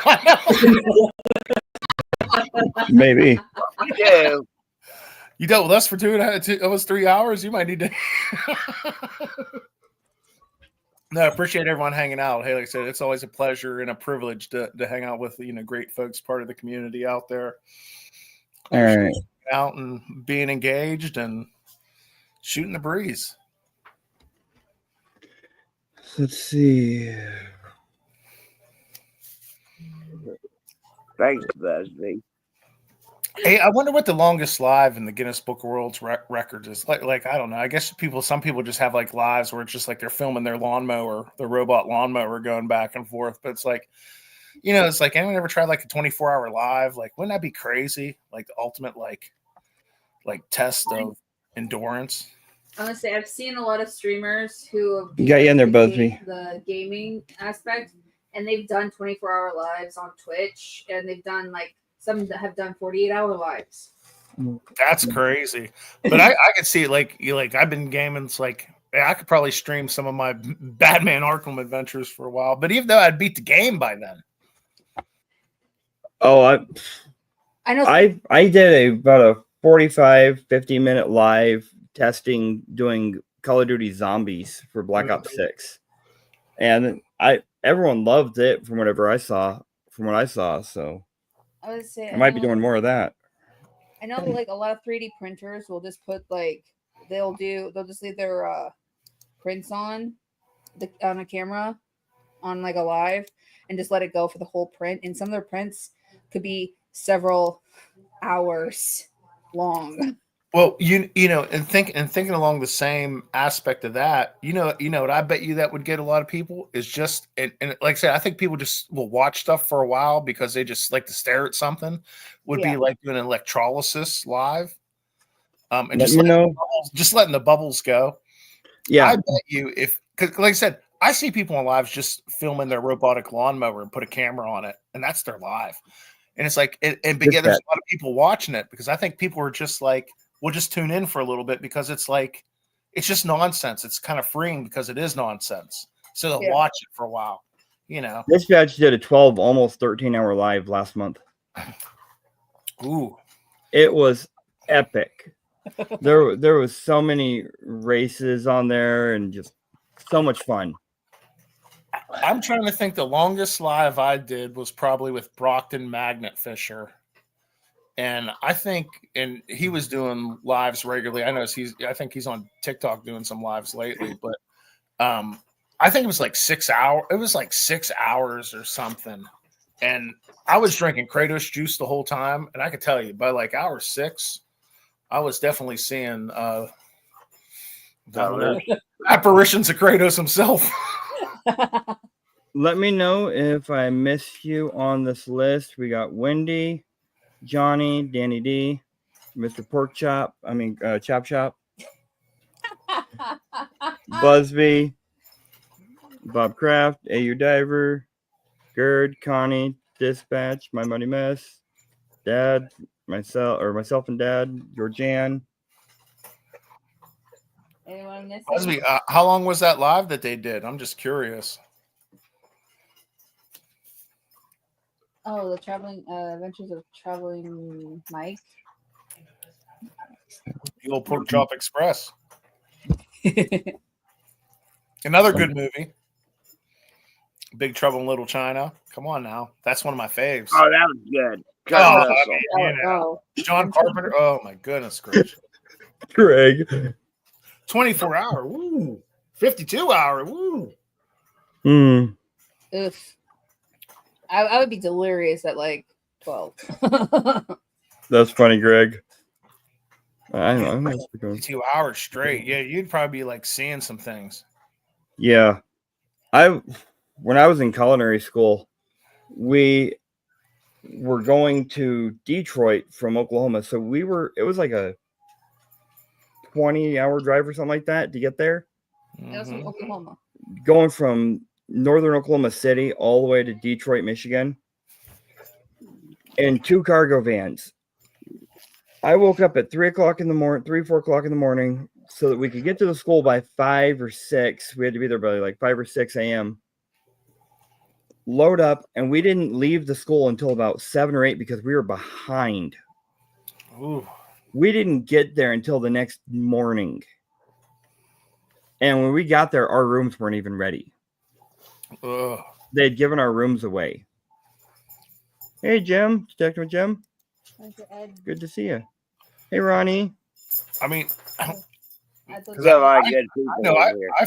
fall victim just like watching like weird lives. I'm trying to think. I think it was Grandma Kelly, and she was doing lives or just like videos of like her trips of like just driving like all over the planet, which she does.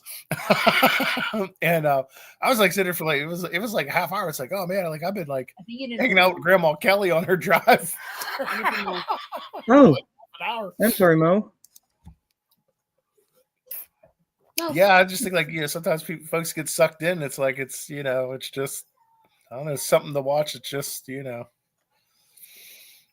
think that's ever Beard's been. getting crunchy. LGM. I would say LGM. I would say put a 1 in chat to enter if you want to get the Hey, LGM, you guys doing that podcast, man? I have to come out one time. I was talking to Colt. We need to do that Kratos hot sauce challenge or something, bro. Yep. Okay. I think Well, that's Barbie too. I guess I'll, you know, last call. No. James Not and yet. Barbie. Not yet. That's the last call yet. I would Nope. say. Not last call yet. I just want to see Colt chug like a whole bottle of hot sauce. Oh, that'd be hilarious. He'd be crying. Let me know. Yeah, John, that's what I'm saying. Hot sauce Kratos hot sauce podcast. Oh, you know, they were I wanna talking be this part of last that. weekend. They were talking this last weekend about the event for the belts and stuff. And I'm actually I was going to talk about that a little bit. We're doing the belts again this year, but last year we had 3. This year we got 5.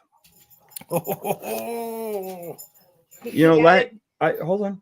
I got this. We had the kids belt, that featherweight. That Bug's got to defend against all of her friends. mm-hmm. I think it's no problem. We had the lightweight. We had the heavyweight. I'm adding a women's belt. Nice. That makes sense. Yeah. And I'm adding a seated or a sitting down throw belt. So anyone, who, you know, if Busby's able to be there, or if George and Shannon show up, you know, if anyone else wants to enter for it, there's a sit down one where you have to be seated down. I'm not sure what magnet we're going to use for that one just yet, but it's from sitting down. To measure it, I have one of those rolling tape measures. I used to use it when I was landscaping. It'll go 1,000 feet. So, you know, different way of measuring it this year. But I'm also putting in a few rules for like boundaries, because last year there was a lot of throwing it way over here and way over here. So I'm going to do it where it's got to be within these lines. Because the city of Des Moines, that's one of the things that they requested if we're going to do it, is that I have boundaries for it. It's got to be within these lines. And you know, from a legal perspective, I can understand why they're worried about people getting hit. Yeah. For the liabilities and stuff. Yeah. So, hey, Johnny's right there. It's like that seated toss is harder than it looks. I went down there like, all right, I'm ready to do it. An old real deal, Georgie, he was out there and he chucked that thing, and it was like, because that's how he rolls, you know. And it was like, all right, well, I could do this, and it was like, it was just awkward, and yeah, like definitely harder than it looks. Oh yeah, but I'm doing those 5 belts, but they're not cheap to make. No, not at all. I mean, the leather for 2 of those belts, let me put it this way: the leather for one of those belts is $40. The metal plates that I get, I mean, just these little ones that I've already started on for next year. Those little ones, I get 4 of them, and they're like $18. It takes 2 of them for a belt. The big plates, those are $10 a piece. Yeah. I invest a lot of money. That's not including the grommets. That's not including the stain. That's not including the labor of doing any of it. I was talking with a leather expert, and he was like, "You could easily sell these for $500." He goes, "They're easily worth $400 or $500 easily." You better watch out. You better watch out, LGM. I've been practicing, and it's like, even though the waters are frozen here in Pittsburgh and I can't toss, I'm still doing Kratos juice curls to keep in shape. But you know, that's one of the reasons why, and none of this money is actually going to me, but I'm doing entry fee. I'm doing a small entry fee for the belts because it costs so much. Mm-hmm. And I'm doing 5 of them. So originally I was tossing up the idea. I was like, do I want to do $5? Do I want to do $10? I'm just going to do $5, but it goes towards the belts getting made for the event. Yeah, it'll help out. It just goes to help out with a little bit of the cost of the belts getting made. Dude, those belts are freaking sweet. I mean, that's like, you know, I mean, they're pretty freaking cool. Yeah. I mean, Bug got the kids one, and all of her friends are always like, I want to see it. I want to see it. Mm-hmm. I said you had James wearing his on national freaking news. Yeah. I mean, hey, We all saw that. that was awesome. Which, James, that reminds me, James, I have your nameplate for it.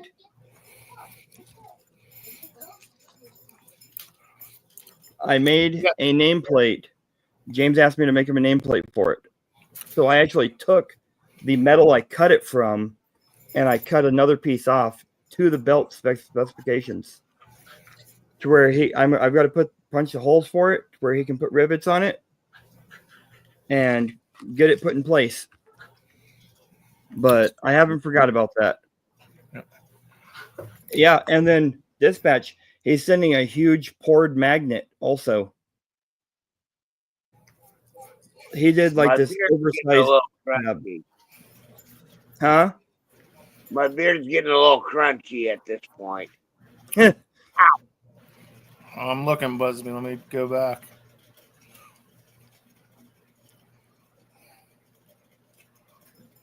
Let's see.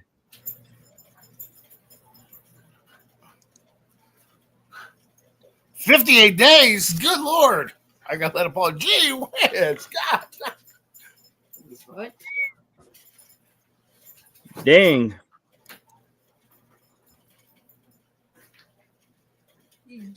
Her thing got lost to the ether right now of her room. So. But yeah, no. No, what was I saying? I got James a plate that I made for him for that belt. So that's freaking sweet. So much has happened that I just moving stuff around, and I was like, oh crap, I never sent this. No, not for every throw. It's $5 in general, and that puts you on the list of entries. So what I'm doing is I'm doing a list of people who are entered in for what category they want to enter in for. So, you know, you send the $5 and say heavyweight. Then we'll put you on the heavyweight category. When that time comes, you're on that category to go and throw for that competition. Kind of like how they would do for actual sports events and stuff.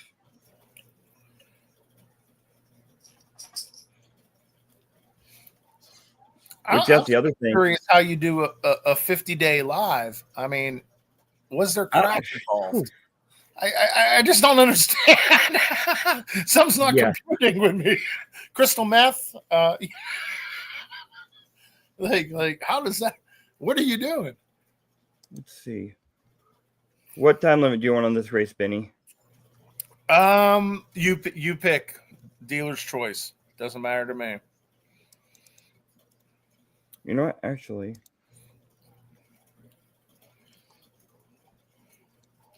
LGM Channel 7 knows I'm the. Yeah, they do. LGM. Hey, like I said, I'm taking it this year, brother. So I put 8:30 for a reason. Day of the event, 8:30, August 30th. Nice. There you go. That makes sense. Had multiple people do it different times. Okay, that makes a little bit more sense. Come on. There it goes. How much was the twinkle? Tinky winky wait. I will say this. Kids, I'm doing for free. You know, I'm not going to charge for the kids one. Yeah. But, you know, the other ones. We would need parental. We need like I'd have to have the parents there for them to throw, though. That way I know it's okay. like parental permission. So Shuffle. let's see. Let's shuffle these.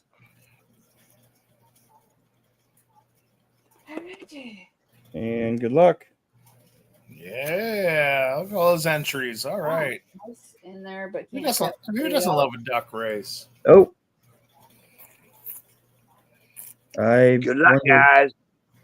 I wonder if it's that subscriber setting. Buzzfeed. Yeah, if you just subscribe, they're probably going to hit you for a couple days or something. Yeah. Yeah, I last week I had some people come in and I had posted the link in chat at the beginning And pinned it. and they tried coming in even 2 or 3 hours after the live ended, and one of them cussed me out. And it was completely uncalled for. Luckily, I had Busby who was able to cover it really quickly. Oh, he wasn't Yeah. that. Yeah, thanks, Chris. I think it's probably. I think you have only a sub. Extra heavyweight with the Poseidon and Prometheus. Ooh. Oh, I'm sorry, Busby. I've seen that, LGO. That Prometheus is heavy. Oh, I've heard, and the Poseidon too. Yeah.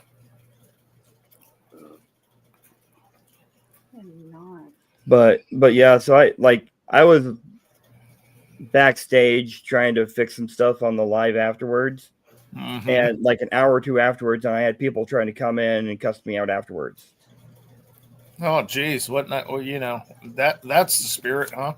So I was like, my mind that like I don't know. It just seems like it's like so hard to be like negative. It's like you got that kind of time to be negative. Like, you know, after you're done being positive, you got much time to be negative. Like, I don't know. It's just like it seems like so much effort. Yeah. Maybe I'm just happy because I'm lazy. hey, I know that one. You know what I mean? I'll remember that, Bob. I'll remember that. I'm kidding. Johnny's like, swim, duck, swim, or I'll cuss at you.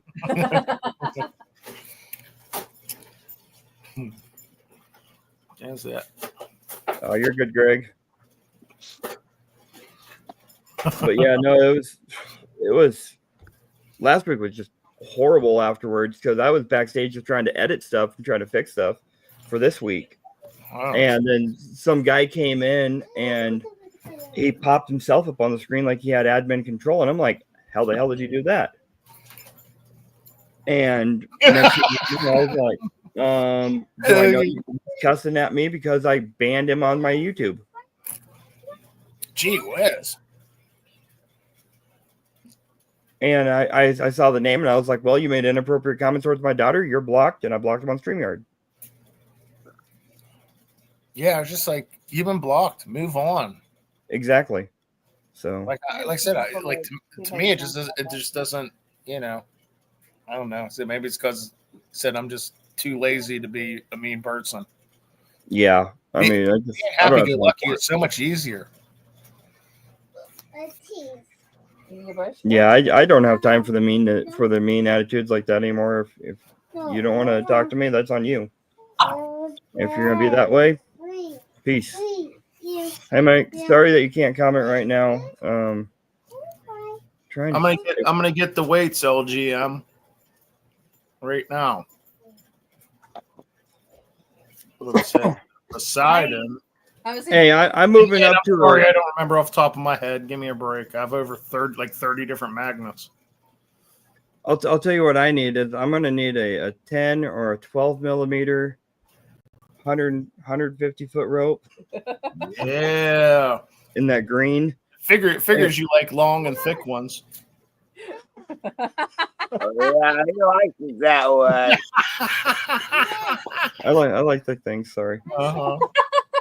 Put a little chapstick on the carabiner for you. 8.3 pounds for the Poseidon and the Prometheus. Dancing. Okay. Dancing. But you know, I'm gonna start practicing with that Titan, trying to get it way out there. Yeah. Not sure how that's gonna go for me with my back, but hey. No chapstick, he likes it. Try. Greg. I have no comment. Chop shot. No, you didn't. What? You know what? This race ends. I got a picture of him. Picture for him.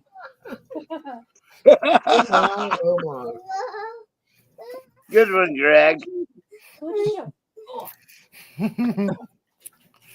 We got 3 minutes and 20 seconds left. Starting to see some pull ahead. Okay. Yeah, I'll throw in some Team Kratos stickers. I got some cool stickers I'll throw in. Oh no! Jeez. Not that scene. Nope. I'm out. You got rid of Tisha, Johnny. Was that the scene where they was eating the brain? Like 5 Big time t-shirt out.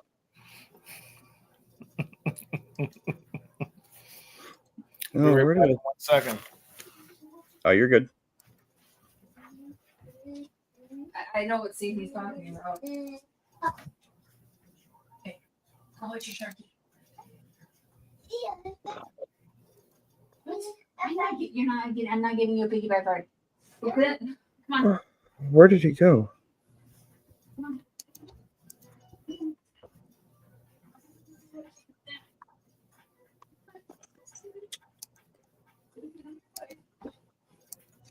Hey guys, right before the live stream started, I was making these Dave's multi-grain bread rounds out of a loaf of bread.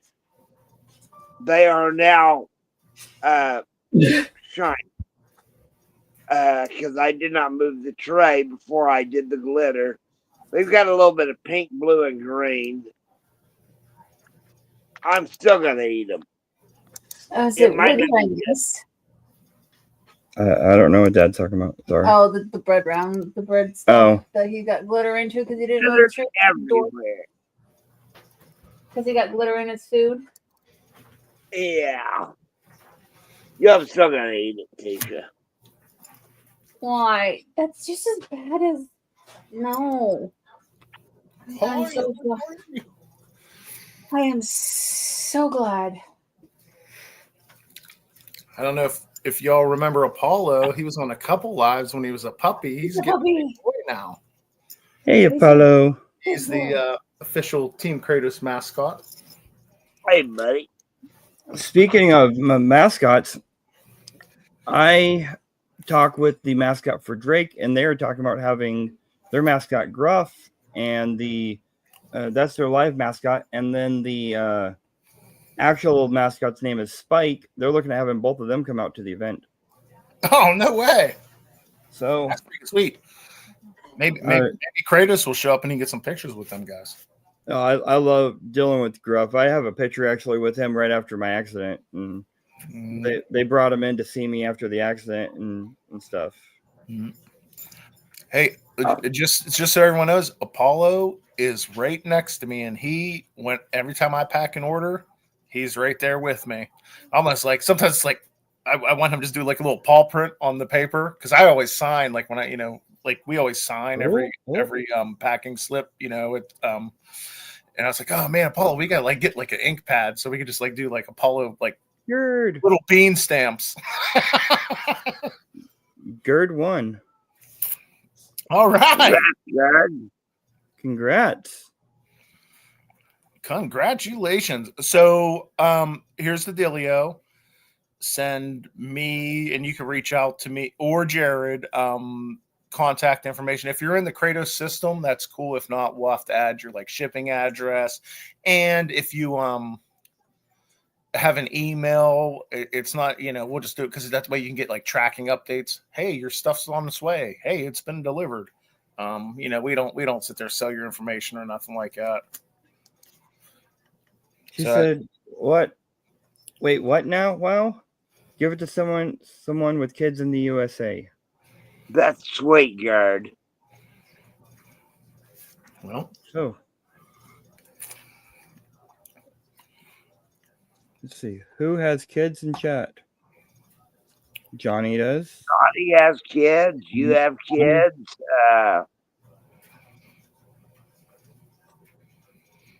Yeah, I that's don't know really who cool. kids. Most of us are old people. Hey, if you're in the chat and you got some kids, don't be scared. Drop a line. Yep. Drop a line. Let's get this. Let's just get this mag. Someone that can use it. Johnny says send it to Miss Okay. Connie. Hey, That would be a chop, good magnet chop, for chop. little I men. know what you mean because I still call them kids too.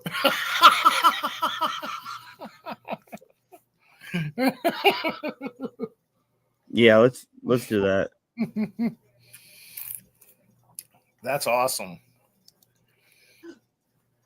Yeah, right there. Second place is Connie. What about Mom? Right there. Yep. Send it to And Connie. you know, shout out to Connie. She's a big supporter of she's probably a supporter of you if you don't even know. Absolutely. I Yeah. mean, Connie has donated multiple things for this event.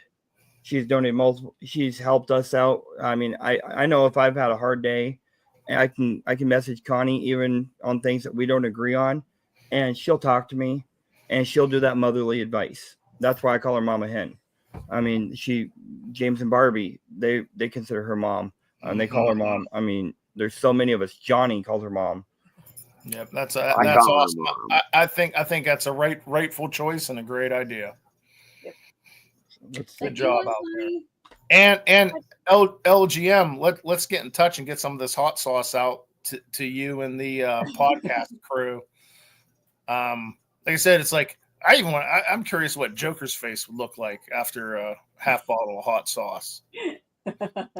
Absolutely. Maybe we can get him That'd be some fun. rosy red clown cheeks. Joker cheeks. Yeah, Connie and Mo are both huge supporters this year. Yeah. I mean, that's Yeah, I think that'd be a fun something fun for you guys to do. oh, absolutely. It was fun. I was trying to watch him this last weekend. I was also playing Call of Duty Black Ops 6 Zombies at the same time. It was double XP weekend, so I had to get something. But we got to make sure Colt wears that hat when he Yes. I know which one you're talking about. I'll say no more. I know which one you're talking about. That one, yes. I don't even try to eat my leg. You know, sure. Go Well, watch Connie, it. I know you're in the system. The only thing would be an issue if there's any kind of address changes or whatever. Because sometimes what's in the system, hey, people move around. I'm not privy to that all the time. So if anything's changed, let me know. Or if you just want to pop me the address and I can verify, blah blah blah. You know how to get a hold of me. You're no stranger. Yeah, absolutely. Let's see. I'm trying to pull up some pictures here real quick. So, we've shown the. I kind of showed the coasters earlier. Other than the coasters and the magnet that we have going right now, we have an amazing thing from Johnny and Maddie. They have donated this knife, which is a sweet knife, and we're running it until the event. $5 a spot. We got like 30 entries on it right now. That's a sweet knife.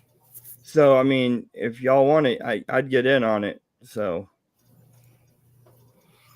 cool, Connie. I've seen the verification. We'll get it out to you. Yeah, that is, I love knives. I love finding knives, magnet fishing, especially when you can clean them up real quick and they're almost brand new. Oh, I love it. Like when I go to sleep, think of me as that scene of Jared Leto or whatever in The Joker, where he's just like all the knives are around him. I'm just like, oh, my magnet fishing knives. Yeah. So on this knife, there was back and forth of should it be this many spots, should it be this many spots, and I talked with Maddie, and Maddie was like, "Can we run it until the event? Unlimited spots." Either $5 or $10 a spot, and we went with $5 a spot. Running it till the event, and rightfully worth $10 a spot. That's pretty badass. Yeah.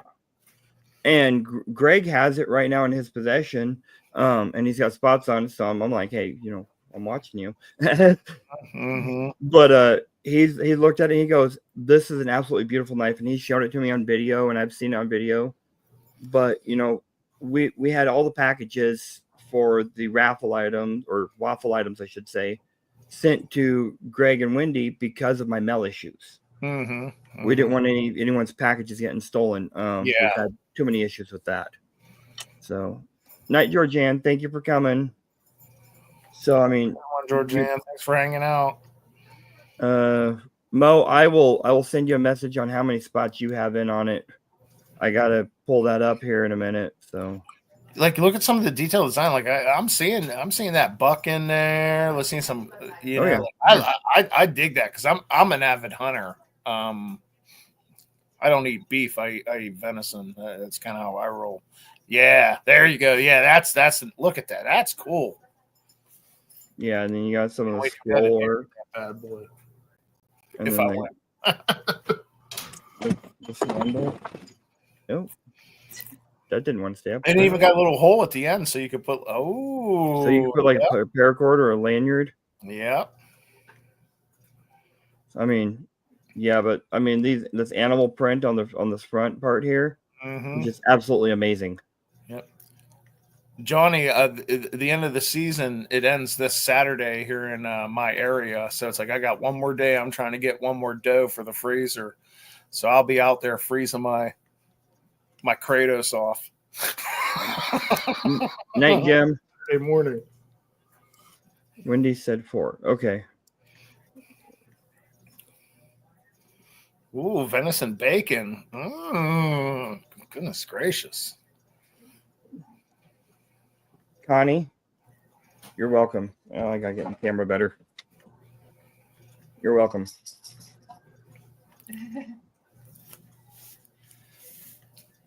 Been trying to show more sign language. That's my sign language for the night. You're welcome. And then there's thank you. And a lot of people, I have to say this because a lot of people mess up. It's from the front of the chin, not underneath. Underneath is Italian for the F word. So it's hey, that's just my dialect over here. You know, you got like little dialects, maybe. You know what I mean? Like, I don't know. It looks like you're kind of telling me to go F myself. No, yeah, my dialect. Yep. I drop it a little bit. I drop my FUs a little bit too much. See, I know how to say F2 FO in sign language, the whole phrase. So I'm just not going to do it right now.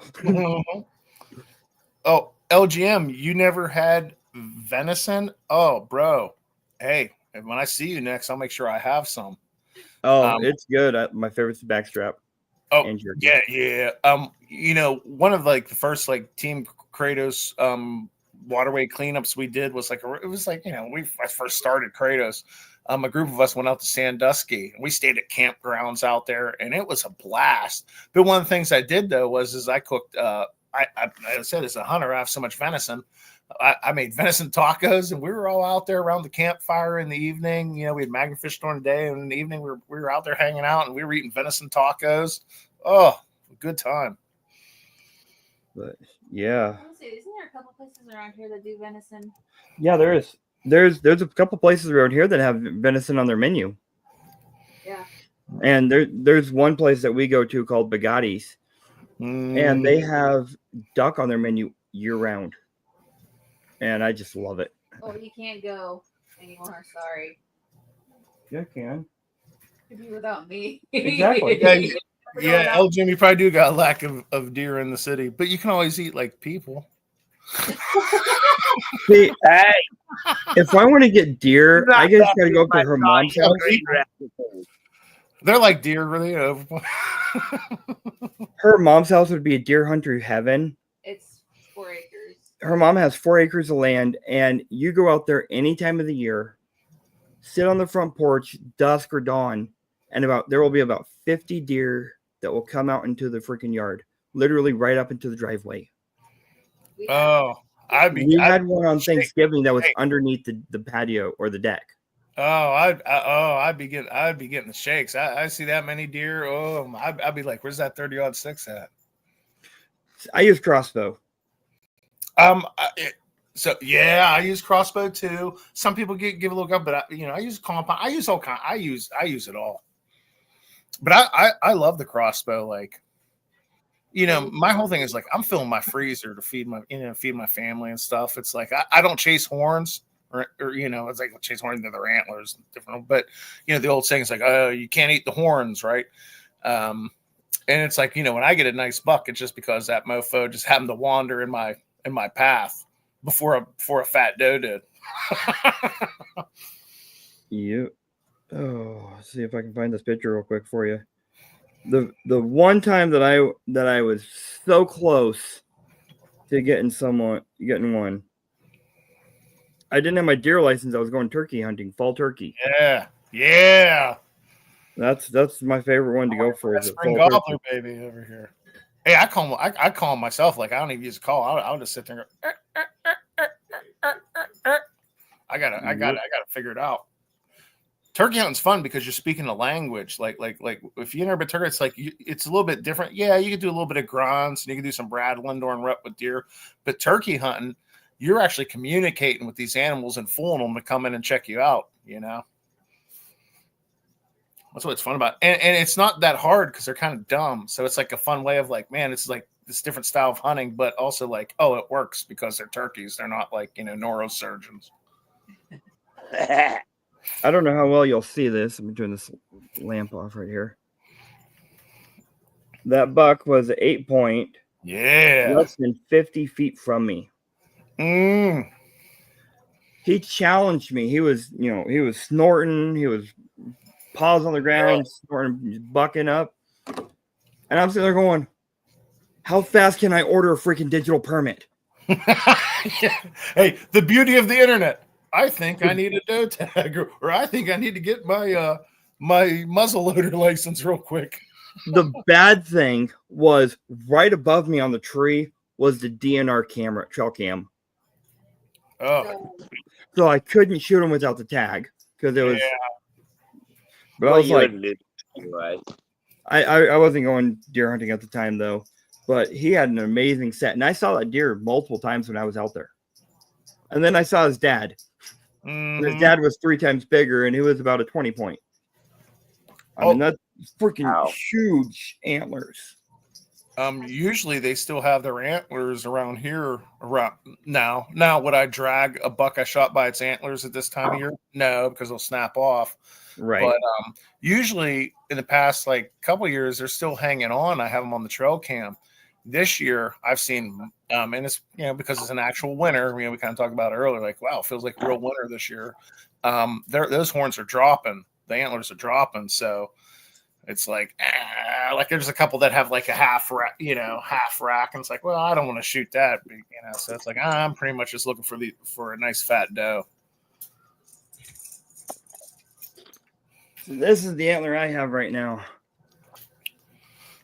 A buddy of mine made this for me. That's freaking sweet. What the heck's that on there? So these are seashells. This is what's called a Native American medicine rattle. Yeah.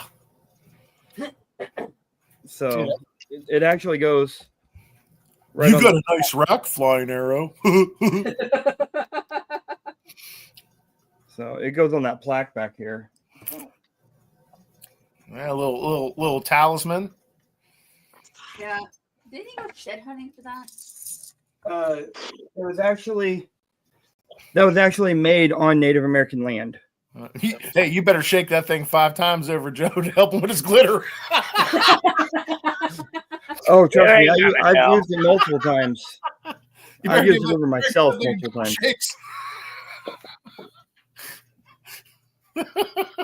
So it's supposed to help bring like spiritual healing and peace, and in the Native American world, it brings the spirits to help heal you from within, and Mother Earth to help heal you, bring the good luck, the karma, all that stuff. Yeah, Hey, we were just kind of talking about, like just all that like cool stuff a little bit ago. Yep.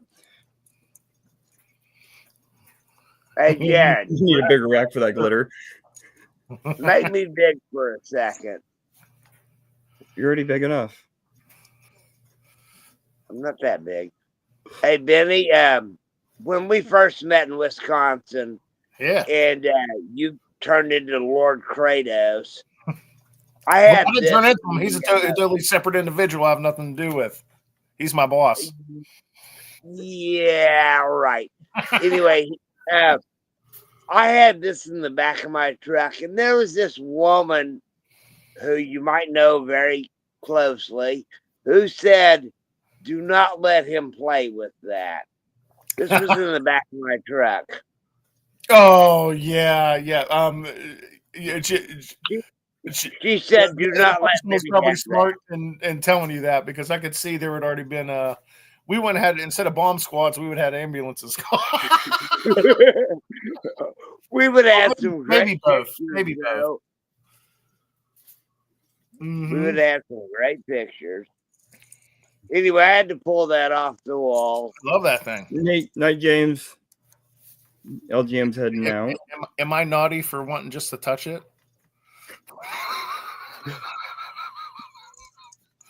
Last week,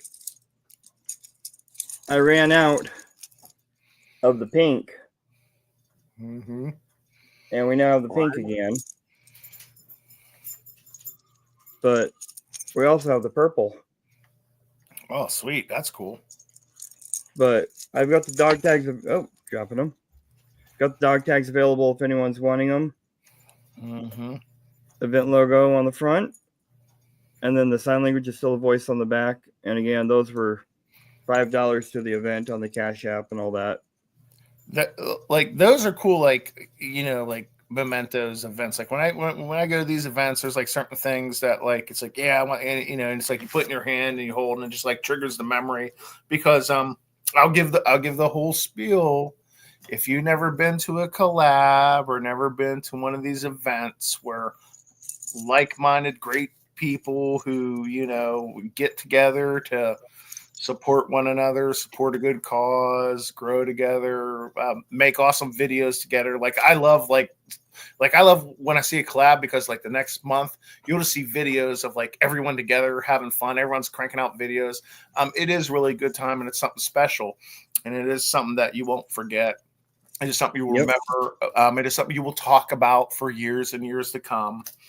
So yeah, if you're around the area and able to attend, make sure you come on down, because a good time for a great cause will be had. Exactly. I couldn't say it any better. I have mine from last year, and I wanted to make sure that I got one of these from the Autism Tennessee one. Mm-hmm. And I got them, right there at the end, because I was like, okay, I'll get them from Brad and Summer. And they did an amazing job on those. Yeah. Yeah, great time. Great time. I I said, it's like, you do these events, you get together. I will be just sitting at night in bed, and the event and the people that I hung out with, it'll just, because it's such an impactful experience, it just like pops in your head. And you start remembering the good times and the fun and the shenanigans and, people riding that bull. Hey, Busby, you want me to share that? Ooh, Christmas ornaments. Yeah, they do make great Christmas ornaments. I actually took one of mine and put it on my Christmas tree this year next to Greg and Wendy's magnet. Yeah, they made. That was my first ornament that I put up on my tree, and I sent him a picture. I was like it was like, it's the first one I took a picture of. Yeah, that was cool. Yeah, that was so cool. I love that. Was awesome. Mine hangs on the wall right here. We had a mini tree, so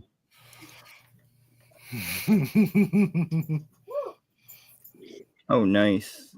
Let's see. Okay. 6 years ago. Time flies when you're having fun. Ain't that the truth? Oh. Huh?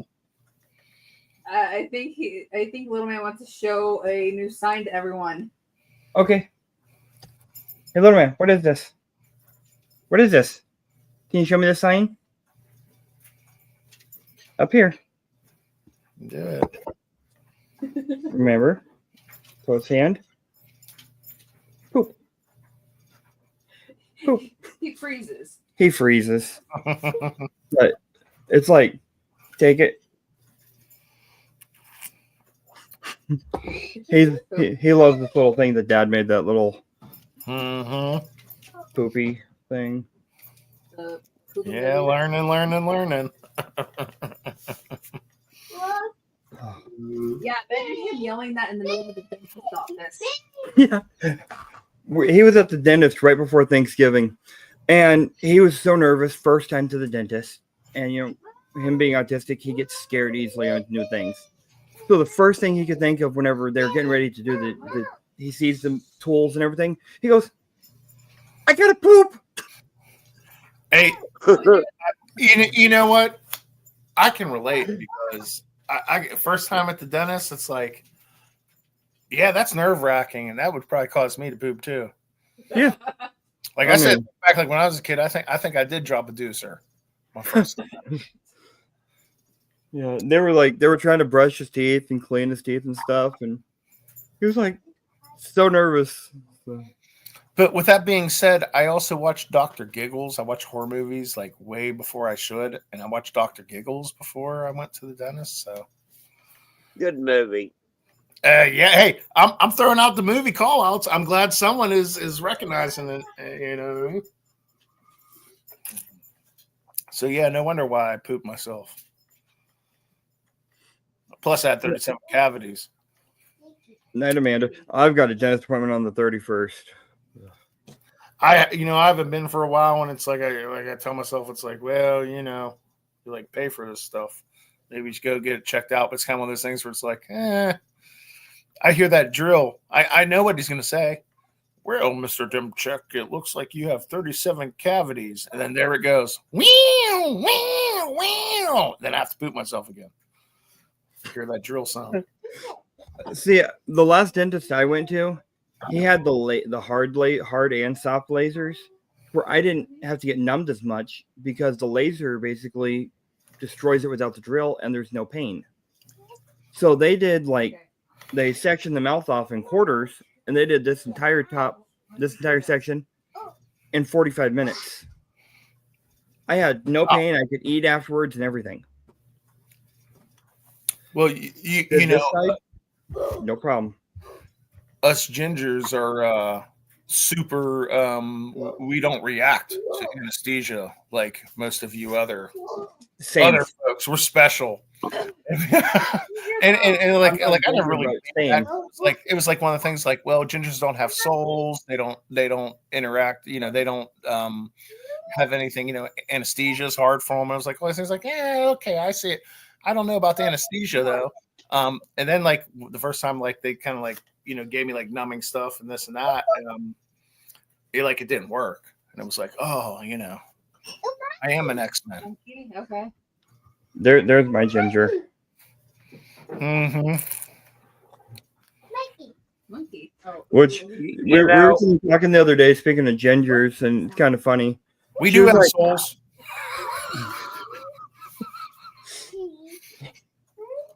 We were sitting there talking the other day, and she goes, none of our kids have red hair. I was like, yeah, maybe it's luck. Mm-hmm. I was like, we don't know about this next one though. Mm-hmm. I was like, you know, Janny's a ginger, I'm a ginger, and like, you know, it's like, so our daughter's like ginger squared. I feel so bad for her. Oh.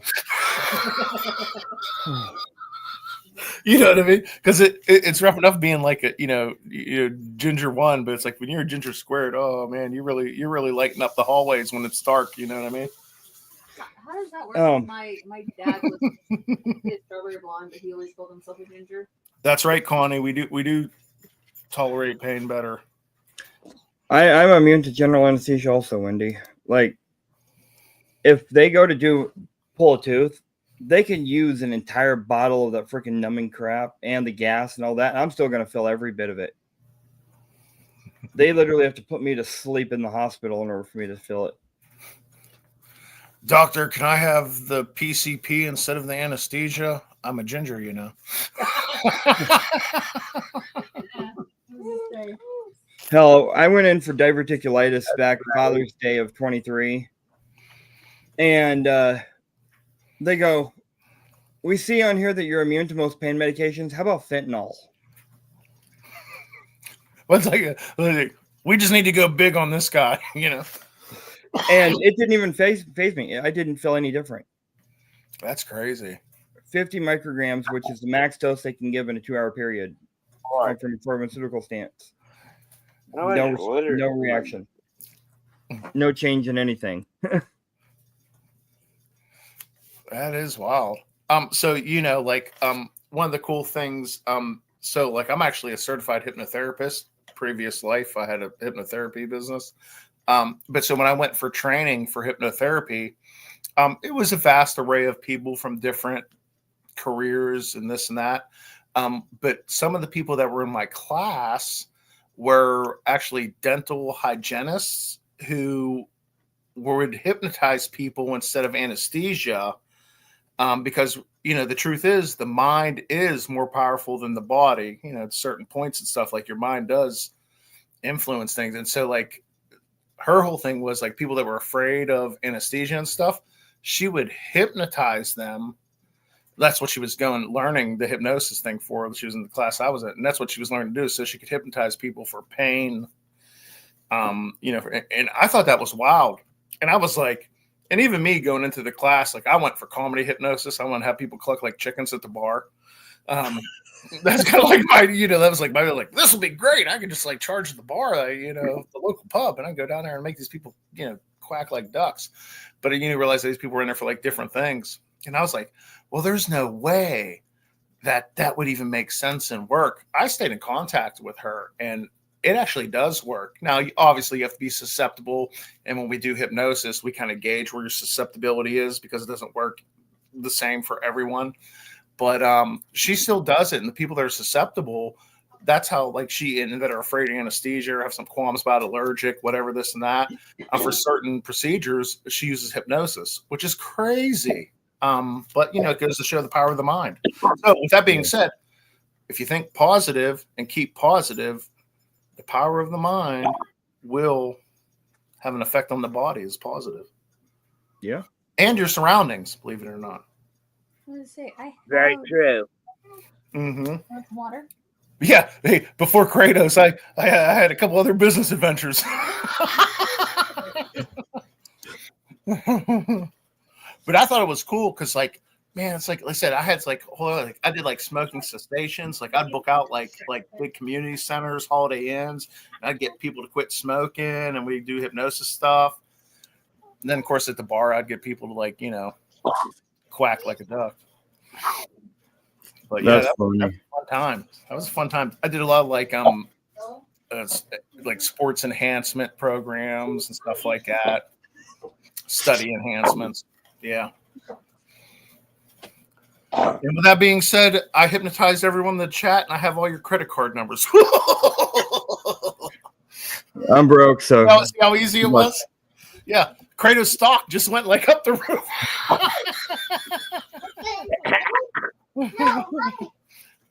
Elon just bought some. The stuff is like snowing out of my beard. Never gonna get this out of the house. Hey, you can see the doctor. Sir, you have some kind of unknown form of dandruff. It's glitter. We're gonna have to send you. There is no other reported cases. We're gonna have to put you in this chamber. You're welcome, Johnny. Yeah, hey, I'll see you Friday, Johnny. We're gonna have a blast. Hey, that's gonna be awesome. Next Friday, y'all. Johnny's channel, Johnny's Corner. Yeah, stop on by. We're gonna be hanging out, chatting. Who knows what the heck we'll talk about? Glitter conspiracies. Who knows? Bob says, "Here's mine." And here's mine. Enjoy. Security code. See how good I am? Apparently, I've had too many Yes, souls. they are, Johnny. I have Could have a, been wearing pants. I'll say from my shoulders to my fingers. And I'm Yeah. Hey, don't feel alone. You're not alone, Busby. Talk about blue blank.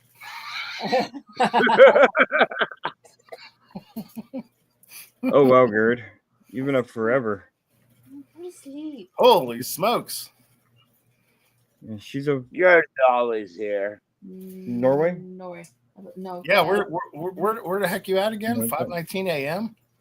I want to say I think it's He's Norway. in Norway, Kenny. that's what I thought. Yeah, I hear you, Johnny. Mm-mm. Mm-mm. Hey, Yeah, she is. it's for a good cause. All right. Greg's got a point there. Yeah, Norway. Greg's That's got a point awesome. here. So That's awesome seeing folks from just outside of the U.S. around the, you know what I mean, dropping by. That's what's cool. That's that's part of the community. It's like it's so far fetching. It's just awesome. I love seeing that. yeah, and Gerd's always a amazing supporter. Well, and the truth is, I think it's something we take for granted. Listen, like when I was younger, and I'm not trying to show my age or something, but the internet, yeah, there was the internet, but like I never really thought that I'd be just like chatting with people from all over the freaking world, hanging out and connecting, and like it was just something. It was like that's not reality, and that's what's cool about it now. Is like look at it now, it's so awesome to have this these connections. And just to be connected, not only in the U.S. but like Yeah, folks all over the world that have the fire. Like I said, I think it's something we don't appreciate as much because we're so inundated with it, and it's just like, but it's like you really sit back and think of it. It's like it's kind of crazy. Like absolutely, Danny. Like we're blessed to be able to chat with people all over the place and hang out, and like I said, it's like we clean up these waterways. Love it. Well, yeah, I mean, whenever I have had my nighttime anxiety attacks, Wendy. Gerd's always there, Mm. and she will sit up there with me and talk me through it. I mean, she's been a wonderful friend, and Yep. I love her to death. Says Wendy. She's done it too. Mm-hmm. Heck yeah. What's up, Wendy? Busby's got a question. What got you into making magnets, Benny? Oh, the Kratos story. So, okay. I've told it a couple times, but there's some folks that really don't know. So here's the deal. For the past 20 years, I've been a professional archaeologist. Like I have a job. I work for a cultural resource firm, and I run archaeological investigations. So I've done that. I basically made a living finding stuff. But on the side, I've had my hobbies, and that hobby was, metal detecting. That's kind of part of archaeology. There's not too much magnet fishing associated with archaeology, but it's something that I always did. So I would go, and I've been magnet fishing for a long time, and I would always go out magnet fishing. And the one thing that I noticed, and it was kind of like, COVID was starting to hit. The one thing I noticed, which was really jive, is there was like a lock on the magnet fishing market here in the U.S. And because of the lock, like where it was just, you had, companies that shall be named, but we know what they are. Because they were the main companies and there was no competition, there was no strive for innovation. And which was weird because it's like, as I looked at our, because we said we're talking to people all over the planet, as I look at our UK friends, they were, they were having clamp magnets, 360 magnets, all these crazy magnets. In the US market, what were we stuck with? Like, let's not be fooled. The only reason all these other companies have 360s and clamps or whatever the heck they got these US brands is because of Kratos, because there was no innovation over it. So I was there thinking like, well, man, these clamps are superiors. Why don't we got clamps? Like, I want a clamp magnet. Why, if I want a clamp magnet, I have to order something from another country, pay all these customs and tariffs? Like, how come these US, like, this sucks? It sucked. If you don't remember what Magnification was like in the US before Kratos, let me tell you something, it sucked. Your choice sucked. So I was like, you know what? Enough's enough. COVID hit. And I'm passionate about, like I said, I'm a Magnifisher who happens to own a Magnifishing company. It's like I'm not a owner of a company that happens to Magnifish, the other way around. So I started designing, and for like a whole year, I started designing magnets. Like, it's like, man, we got to get clamps over here. Yeah. And I started off with the traditional ones, the single side, double sided. We went to the craft shows, the 550 single sided was our first one. But I really started getting involved because it's like, it's time to bring these superior magnets over here to the US for Magnifishers over here to get, these real deal magnets, not these antiquated, double sided, single-sided magnets. That was the choice you had. Yeah. So, so I designed, started Kratos, a year of designing these magnets, prototypes, this and that. And we were the first US company to release clamps. And clamps were a big success because that was the first time that you didn't have to pay these crazy custom fees, order from across country. It's a US brand where you're getting, if you don't know the difference between like clamps and 360, you're getting clamps are superior. It's same 360 because they're like one solid magnet. So we released the clamps, big success. People started getting a taste of like, whoa, these magnets that create this big magnetic field. Started getting the advancement was going on over in the UK. And so then it was the next thing. It was like, okay, we got clamps over here. Now it's time to bring 360s over here. Boom, we did it again. We were the first US brand to bring 360 magnets. The only reason these other brands have them is because I put their feet to the fire because it was game time. And that's the only reason they have them. They were sitting here just, happy with the same old. So we brought the 360s. I just lined 360s and, we released those. And it's the same with the block magnets. You know what I mean? The first US brand to release the block magnets, So really, I started designing magnets because I'm a magnet fisher that was tired of the status quo here in the United States, and it was disgusting, and no one was changing it. And I couldn't get a good magnet, clamp or 360 if my life depended on it, without paying, duties, customs, and supporting a brand that was not US, right? Yeah. Because we want to support US brands, right? You know what I mean? All my proceeds go to the local pub. Yeah, believe me, Benny's stimulating the economy over here in Pittsburgh, Pennsylvania. So, and that's what I wanted to do. And so that's kind of where like Kratos, where I decided to like do an investment. It was COVID. It was the right time. I thought Magnification was like a perfect COVID kind of deal. And so that's when we released Kratos. We did all these things. So that's kind of where like Kratos came from. And then like we formed Team Kratos because, once again, I started thinking like, wouldn't it be cool if we got like a whole bunch of like, like it's not a business, it's a family, it's a team, right? Like we, and that's how Team Kratos started because it was like, why don't we form like the largest coalition of like-minded people dedicated to a cause? And what's the cause? Support causes, good causes and organizations when we could do events, grow together and support one another, teamwork.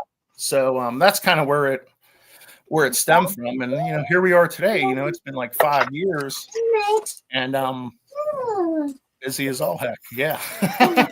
So that's kind of a long story of Team Kratos. If you want to sum it up real quick, Benny was tired of not having good magnets over here in the US. So I bit the bullet and put my money where my mouth was, and here we are. And what's the cause of that? Hey, I'm all about competition. What's the cause of that is not only did you get more choices from me, I put these other companies' foot to the fire and so they offered more choices. And what's that? That more choices for everyone. and also promotes the most important thing, what we do, cleaning up these waterways and having a little fun, finding some cool stuff while we do it. So that's kind of like the Kratos story in a nutshell. Johnny wants to know what your favorite discovery was. We try to clean the planet. Okay, so check this out. So Popular Mechanics magazine reached out to me, and they were like, "Hey, could you write an article?" And some of you folks may be familiar with the article or whatever. With Popular, I posted on Facebook and stuff. Maybe I'll repost it because it's a really cool article. They reached out to me and asked me to author a everything you need to know about magnet fishing article, and I was like, "Cool," but they were like, "Can you get like some photos of some banger finds?" And I'm like, "Cool, okay." Well, I had some banger finds, but like nothing recent and nothing like. Come on, guys, this is Popular Mechanics. You want to bang? You want something that's like Bang City, you know? Oh, yeah. So me and Gianni, we said, look, it's like we need to go pew pew hunting. So I started looking and like I'll go through like the FBI database. I'll look at like crime areas. I'll look at like water. I started doing like some nerdy stuff to try to find out where high crimes are. Not the safest thing to do, but I was on the hunt for the pew pew. So we figured out this area where there was a lot of higher pew pew crime, and we went and magnifished it. So it's like I'm under the gun because this article was due like the next day, and I had it written and everything, but I didn't have enough of banger photos that I wanted to be in this article. Lo and behold, and it wasn't, like I said, I wasn't finding like cool stuff, but I did find a pew pew on my throws out there that I was able to put in the article. So that was one of my favorite finds because, for one, I was under the gun and I had to produce some pudding, and I did. And it's in freaking Popular Mechanics, which is awesome. So that was my favorite that's find. awesome. It was a pressure find. It was a pew pew. We all love pew pews. And it was cool. So it was like the research paid off, the hard work paid off. And mind you, when I found that thing, it was cold. Like we went out, like luckily the water wasn't frozen, but there was snow. So it was definitely like, it wasn't like going out in the summertime to make it happen. It was like, oh man, I have to put on my bibs and my overalls and my gutchies and my long johns and go out there and like try to make this happen. So yeah, very cool article. If anyone, I'll post it maybe again. I'll bring it. I'll post it on the page. It's a great read. It kind of tells the story about Kratos, and I think it was a good article. That would be cool. Yeah, that sounds awesome. Yeah. So yeah, that was like my. But find a lot of finds. There's a lot of cool ones. You find like stuff like this, but that one was like, that one to me was just like pressure. I had to produce. I had to do the research, and then honestly, a lot of it's luck too. You can do your research, but a lot of it's just the luck of that toss in that right spot, the right place, and everything worked out. So yeah, that was one of the coolest finds. You talking about Popular Mechanics kind of reminded me that I haven't mentioned this, but Better Homes and Gardens is out of their magazine is based out of Iowa, Des Moines, Iowa. Oh wow. I reached out to them, and they are looking at doing an article on the event for next year, or for this year. That's pretty cool. And you know what? I was just interviewed for Scientific American too, which I do think that a couple other folks, maybe was it James, maybe was interviewed from LGM. We were just on Scientific American, which is like a prestigious journal. So yeah, I posted that not too long ago. Yeah, I'll repost that. I see some folks are interested in the Popular Mechanics. I'm really proud of that article because I authored that whole thing. Like I went through the whole editing process. Like I was actually like a freelance writer for Popular Mechanics. I put a lot of work in that article. That's awesome. And it's pretty cool because it's also a little narrative about my story too, which I kind of like lightly discussed here, but definitely gives you a feel of like who I am for folks who may, I think a lot of people in the chat know me. I mean, but if you don't know me, I'm going to kind of give you a feel of like, who Benny D is. Yeah. I would love to go on a dig with you, Benny. Oh, I've done some cool digs. I've been able to check the battlefields. I see. You can find some mastodon. Yeah, well, what's cool with me is because of my like where I am, it's like I'm able like, and sometimes the projects that I'm running, like I'm able to metal detect battlefields, stuff that like, just not anyone can go and do because it's like these are freaking battlefields that are part of like national parks. Yeah. But beyond that, like regular archaeology, yeah, do a lot of that stuff. Like think of John Wick though, like right now, like where I'm at in archaeology, I'm more management instead of a field operative.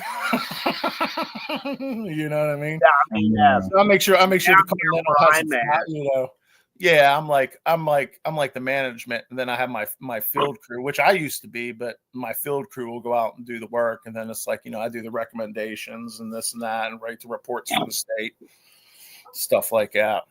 So I don't see too much field action. I only get called in when like stuff's getting serious. They need the old dog in there because the site's crazy. Well, down here where I am, right down the road is Fort Washita. It's pretty much one of the last Civil War forts to surrender back to the Union. Nice. And I have already proven myself to the museum as someone who will bring them artifacts when they find them on the ground. Mm-hmm. And I've already taught them things they didn't know. And so I'm considered a friend of the fort. Mm-hmm. And, they know how to contact me. If they need someone to metal detect out there, and basically, well, it's owned by the Chickasaw, but it's a national park, basically. A historic site. I'm the guy they'll call. Mm-hmm. Mm-hmm. Yep. And, real quick, you do that with honor. That's freaking awesome. Real quick, Dad, watch your cigarette on camera. Yeah, I'm trying. I'll be back in 1 second. I don't need another strike. I know. Can't find my ashtray. But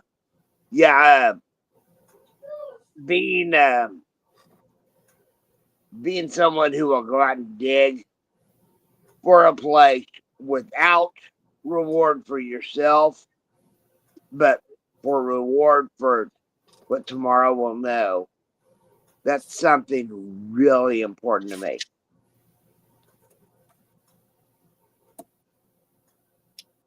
What? I'm gonna do one. Doing what? What? But Bob says your ashtray is under the glitter. Everything's under the glitter, Bob. Just wait. You're I'm under the glitter. I was just saying. Why did I use hair gel? Need more hair gel. Need more hair gel. We've been going for almost 4 hours now, so here pretty soon I'm gonna be ending it because I gotta get little man to bed and stuff. But before I'm almost out of Kratos juice, so I'm gonna do something for those who are still here at the end here. Oh, we got something for the hashtag last hangers. I'm gonna give away a dog tag, their choice. Hell color. yeah! And I'm just gonna do it as a comment picker. So let me get the stream. That's freaking cool. Wendy, I'll be sending this on Monday for this. So, and they will also get. Thank you, Johnny.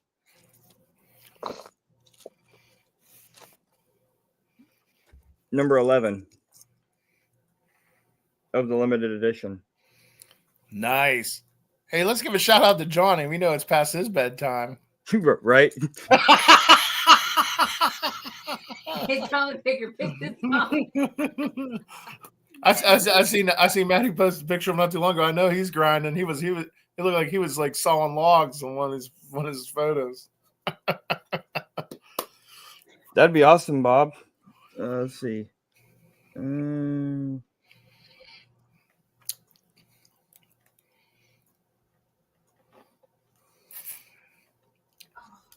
Yeah, that's awesome. And like I said, so like what's cool about this dog test, it's like it's a cool memento of these events. Like I don't know, it's like I'm real into that stuff, and I think it's kind of like I think magnet fishing folks kind of relate. It's just like the power of like the object and the feeling of the object, the the meaning of the object, whether it's the history or and tied to an event.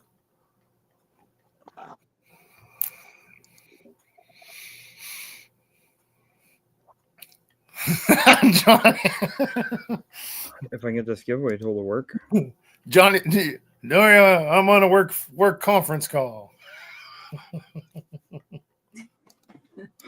It's not letting me to put the comment in.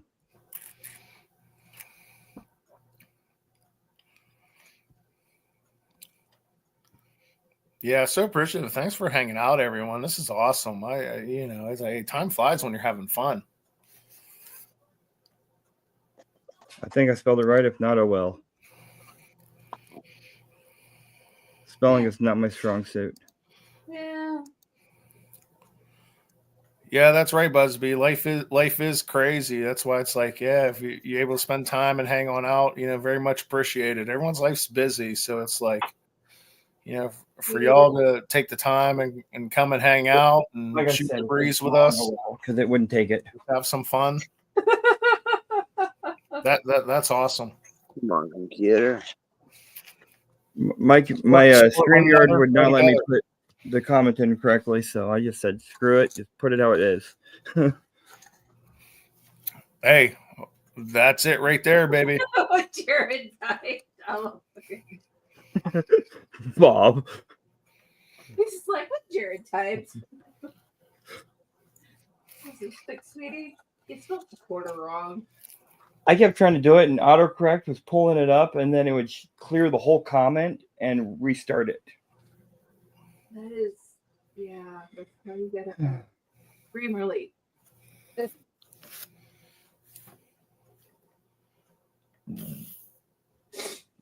Is Connie still in here? Let's see. She maybe. Yeah, she's here. I saw her. She's here. Connie, I have some hashtag Team Kratos decals. What's your favorite color? I got like every color you can think of, pretty much. Send one to you.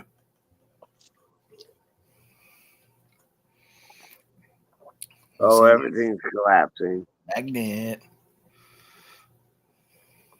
Did you read Bob's comment? Whoa. Whoa. Whoa.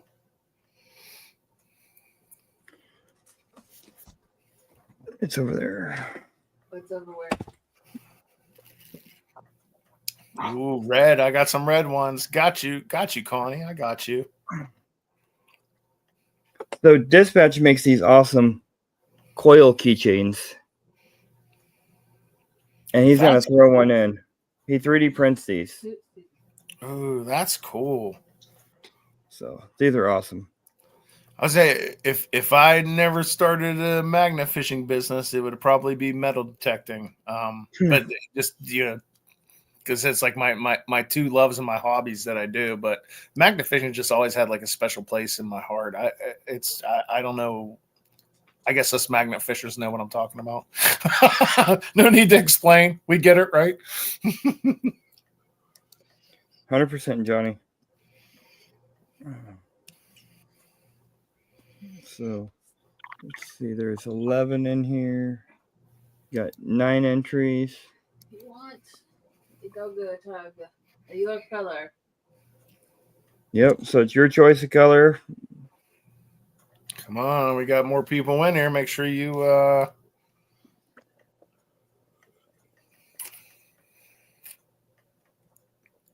let's see. I think everyone's in there other than us 3. Cool.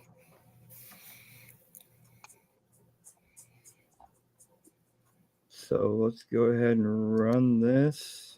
Run it. Good luck, y'all. Last one of the night. Yeah, what a fun night of hanging out. What a great live. It's almost 11. Johnny, let me guess. You want the Johnny Blue? I literally named this blue after Johnny for the event. I don't know, Johnny. You might be found out. You're up to what you're up to. Yeah, we know what you want, Johnny. Definitely blue. Well, the only reason Kratos got blue ropes is because Johnny likes blue. That's the truth. Johnny's like, oh, my finger is blue. I was like, well, it sounds good. Get some blue ropes in. He likes blue. Still waiting on the purple one. The I sent Barney you a ropes. purple one. The Barney ropes. For the rope. Friends to the end. Wait, no, that's the Chucky rope. Okay. Connie, what color you want this time?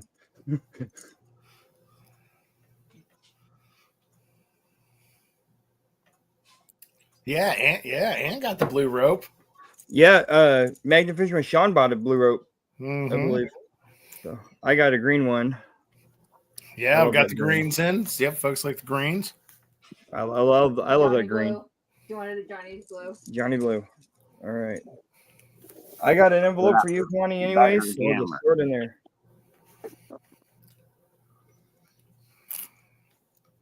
Wendy has a pink. Oh yeah, yep, we got the pink ropes, and those are crazy popular. Who would have? I didn't really think, but you know, what's cool about Kratos is like I follow like team suggestions. It's like teams like, hey, what about this? What about that? And it's like, you know, wow, okay. And so it's like I got the pink ropes, and boom, bring in the boom. Do you want keychain or necklace, Connie? Because I got both. Oh yeah, it's a decision. What would you? I took one of these and I put it on one of my keys. So Yeah, that would be cool. It's always with you. You always got them keys. with how many times I've lost my keys. Keychain. Awesome. I will get that out to you, Miss Connie. I'm trying to think, like, what's the... Did I only get the 8mm pink ones? I'm just saying I need to go to the 10mm. Shoot, sometimes I can't even remember all the stuff we have. It is great. We got, I mean, you know, we have 25 something with these new ones released.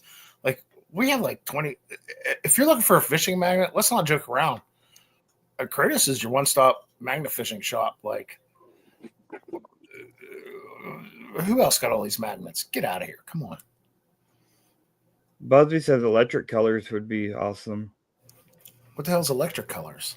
Like the neons. Oh, neon. So the green will transition to a neon. The blue's kind of a neon. The pink's kind of neon. Give me a second. The green is not neon, but I think I'm gonna transition that one to a neon. But I don't got 10mm pink ones. Benny, what are you doing? You slacking over here? I'm sitting here trying to think. It's glitter magnetic. I'm thinking my Titan might stick this problem. They kissed in the bag. So I can't pull this apart right now, but I've got the Titan in my camo bag. Yeah. In the blue bag. You want to pull this out? Do I have to? Yeah, you're right. I only have the pink in 8mm. So the team wants 10mm pink. Gotcha. Noted. There's that green. That's how we do it. Hashtag Team Kratos. There's that green, and it's ready to go. Yeah. Yeah, I like it. I like colors, and it's like, well, Benny, what's the deal with all these color ropes? Why are you excited about these colors? Besides Johnny wanting blue, that's the only reason I got that one. No, the truth is like, I try to think of like content creators, and it's like, well, when you're creating content, like what's really popping on your, when you're pulling stuff up, it's like, yeah, the orange rope pops, but like neon blue, the pink really pops. Ladies love that. Even some guys, because it's really a popping color. But it brings that eye draw to the find, and that's kind of like the same deal as like when we release like the Midas edition magnets, because they're a little different chrome. It's a little bit more like eye popping stuff, like kind of like catches the viewer's eye a little bit, and like as they're watching videos, maybe they'll hang on a little bit longer. My Titan was pink at one point. Oh, yeah. I was saying, I think it's because the neon colors show up better in like. I gotta show you like I still toss the original. So like when I was designing these magnets, there was prototypes, and so like the Titan prototype. Remember, it's like I was the first brand in the U.S. tinkering with these like 360s. We went in Titan. And if some of you old school people, some of you OG Kratos, Team Kratos in there, remember the different, we had the Titan 1.0, the Titan 2.0, like as it evolved. A lot of folks out there were part of they kind of seen like how we've evolved with the 360s and stuff. Well, I remember seeing that Ooh. original Titan there in Wisconsin. The eye bolt was bent. Oh yeah, you seen that one? Yeah, I love it. Dispatch shouts one for you. He says logoed waterproof gloves. Logoed waterproof. Okay. So it's crazy. It's like, so I did this. So like as a magnet fisherman, it's like I'm just a magnet fisher having so in this business. I actually went and was like, okay, I wanted to I'm looking into gloves and like tinkering with gloves. I went and was like, well, what's the best glove for us to use? And I see people use them, but the best glove that I found to use was the ones that they use on Deadliest Catch. Think about it. What are they doing on Deadliest Catch? Pulling in ropes. There's water. There's elements. Sometimes it's freezing freaking cold. It's cold. So I went and I got those Atlas gloves, and I'm branded them with Kratos and stuff like this. And I was like, these are the best gloves. And like I said, there's people out there. Like when I watch, different people's YouTube videos and I see those gloves, I'm like, they know. So I released these gloves, were the ultimate gloves, and no one freaking wanted them. I couldn't sell them, and what I've kind of deduced from it was it's because they just didn't look cool. They were more like gauntlet style. For whatever reason, people, even though they were superior, it's like, come on, folks, if they're using these for Deadliest Catch for dry hands, they're pulling in crap. They're doing what we're doing. But no one liked them, so it's like I kind of discontinued them. But with that being said, we are working on different kind of gloves and stuff like that. But yeah, it was just so weird. Like I was just like, I got the ultimate magnet fishing glove. Watch Deadliest Catch. People, it just didn't take off. And like I said, I don't know if it was because people didn't like the style. It wasn't as cool as the smaller gloves. I don't know. But to me, I still use those ones. I still have them. I don't know. I don't have my gloves in my bag right now. How'd you have misses? I don't have my gloves in my bag right now, but when I worked at Whirlpool, we used to have to wear these arm guards, these cutlass arm guards. So I threw these in there because there is so many times you're reaching in the water trying to pull stuff out, and you don't know if there's anything sharp. Yeah. And it takes one bad cut for you to have a bad day. Yeah. So I started throwing these in there, and then if I'm having to reach in the water, I'll tie my rope off, throw these on under my glove with my gloves over them, and use these so I don't get cut. And I was glad I had these the last time Bug and I were out at our honey hole, because she got hooked onto a huge net, and it was nothing but razor blades attached to it. Oh my goodness. And I just, these things saved us because we got that whole net out, but there was razor blades covering that thing.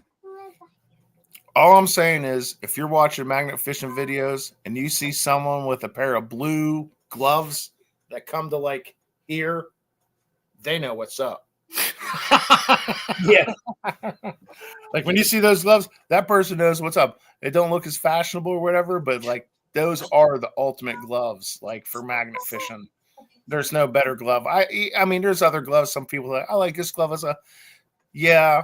Those are probably good options too. But it's like what I found, I've bought them, I try them. There is no better gloves than those Deadliest Catch gloves. And you can get different thicknesses. So you and some of them you can get big enough where you put like gloves inside them, you know what I mean, for extra warmth, this and that, blah, blah, blah. This is what I use when I do leather work because they're cut proof. Mm-hmm. And I mean, these ones are pretty standard internet, warehouse gloves. That's pretty much what our classic kit gloves are. You know, the typical dipped, you know.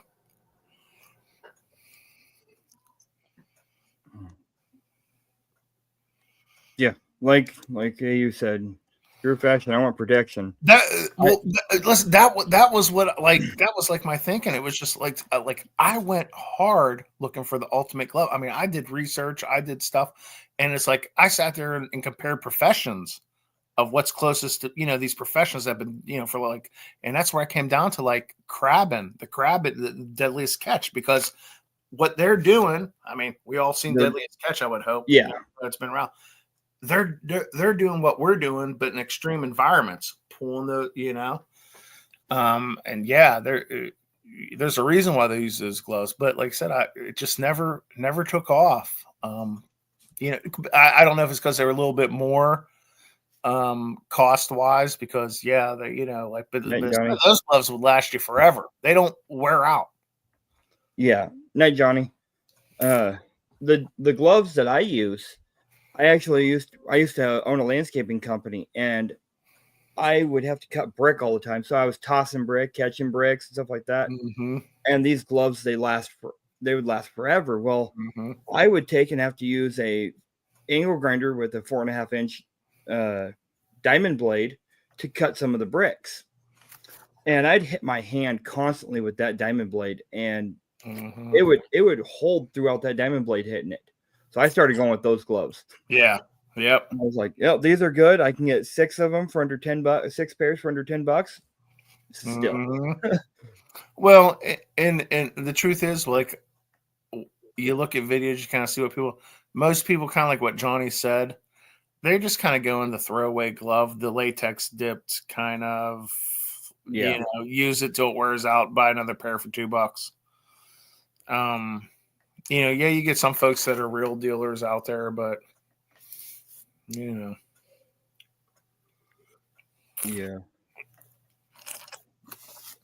I'll have to send you a link, Busby. They're from a local shop here, but I'll send you a link for them. Yeah, send me a link of those too. I'd like to check them out. Yeah, I mean they're pretty cheap, and I mean they're good. They've got texture to the grip, so you can actually grab stuff better. So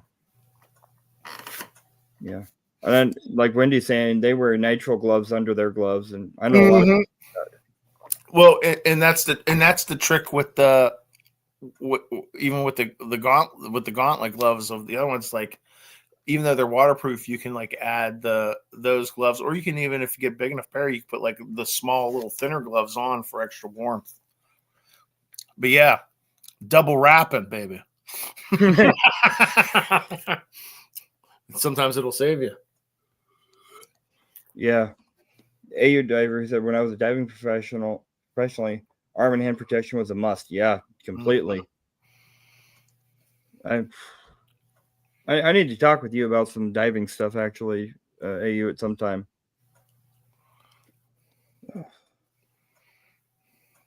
But, well, it has been 4 hours and almost 14 minutes now. Been a blast. It has been. So, I think I'm going to get ready to call it a night. Hey, you, Greg, I'm going to message you on email here in a little bit or tomorrow morning. Oh, there's Dad back up. There's Dad. Hey, good night, guys. Yeah. So, yeah, I'm going to call it a night. Thank you, everyone who came in. Thank you, everyone who supported. I'll have a monthly update next week. Yeah, next Thursday. We'll have our monthly update for the event. So nice. Yeah, thanks everyone for hanging out and shooting the breeze with us. And hey, don't forget to swing by Johnny's live next Friday because I'm gonna carry the shenanigans on over there. Hey, that'll be awesome. Yeah.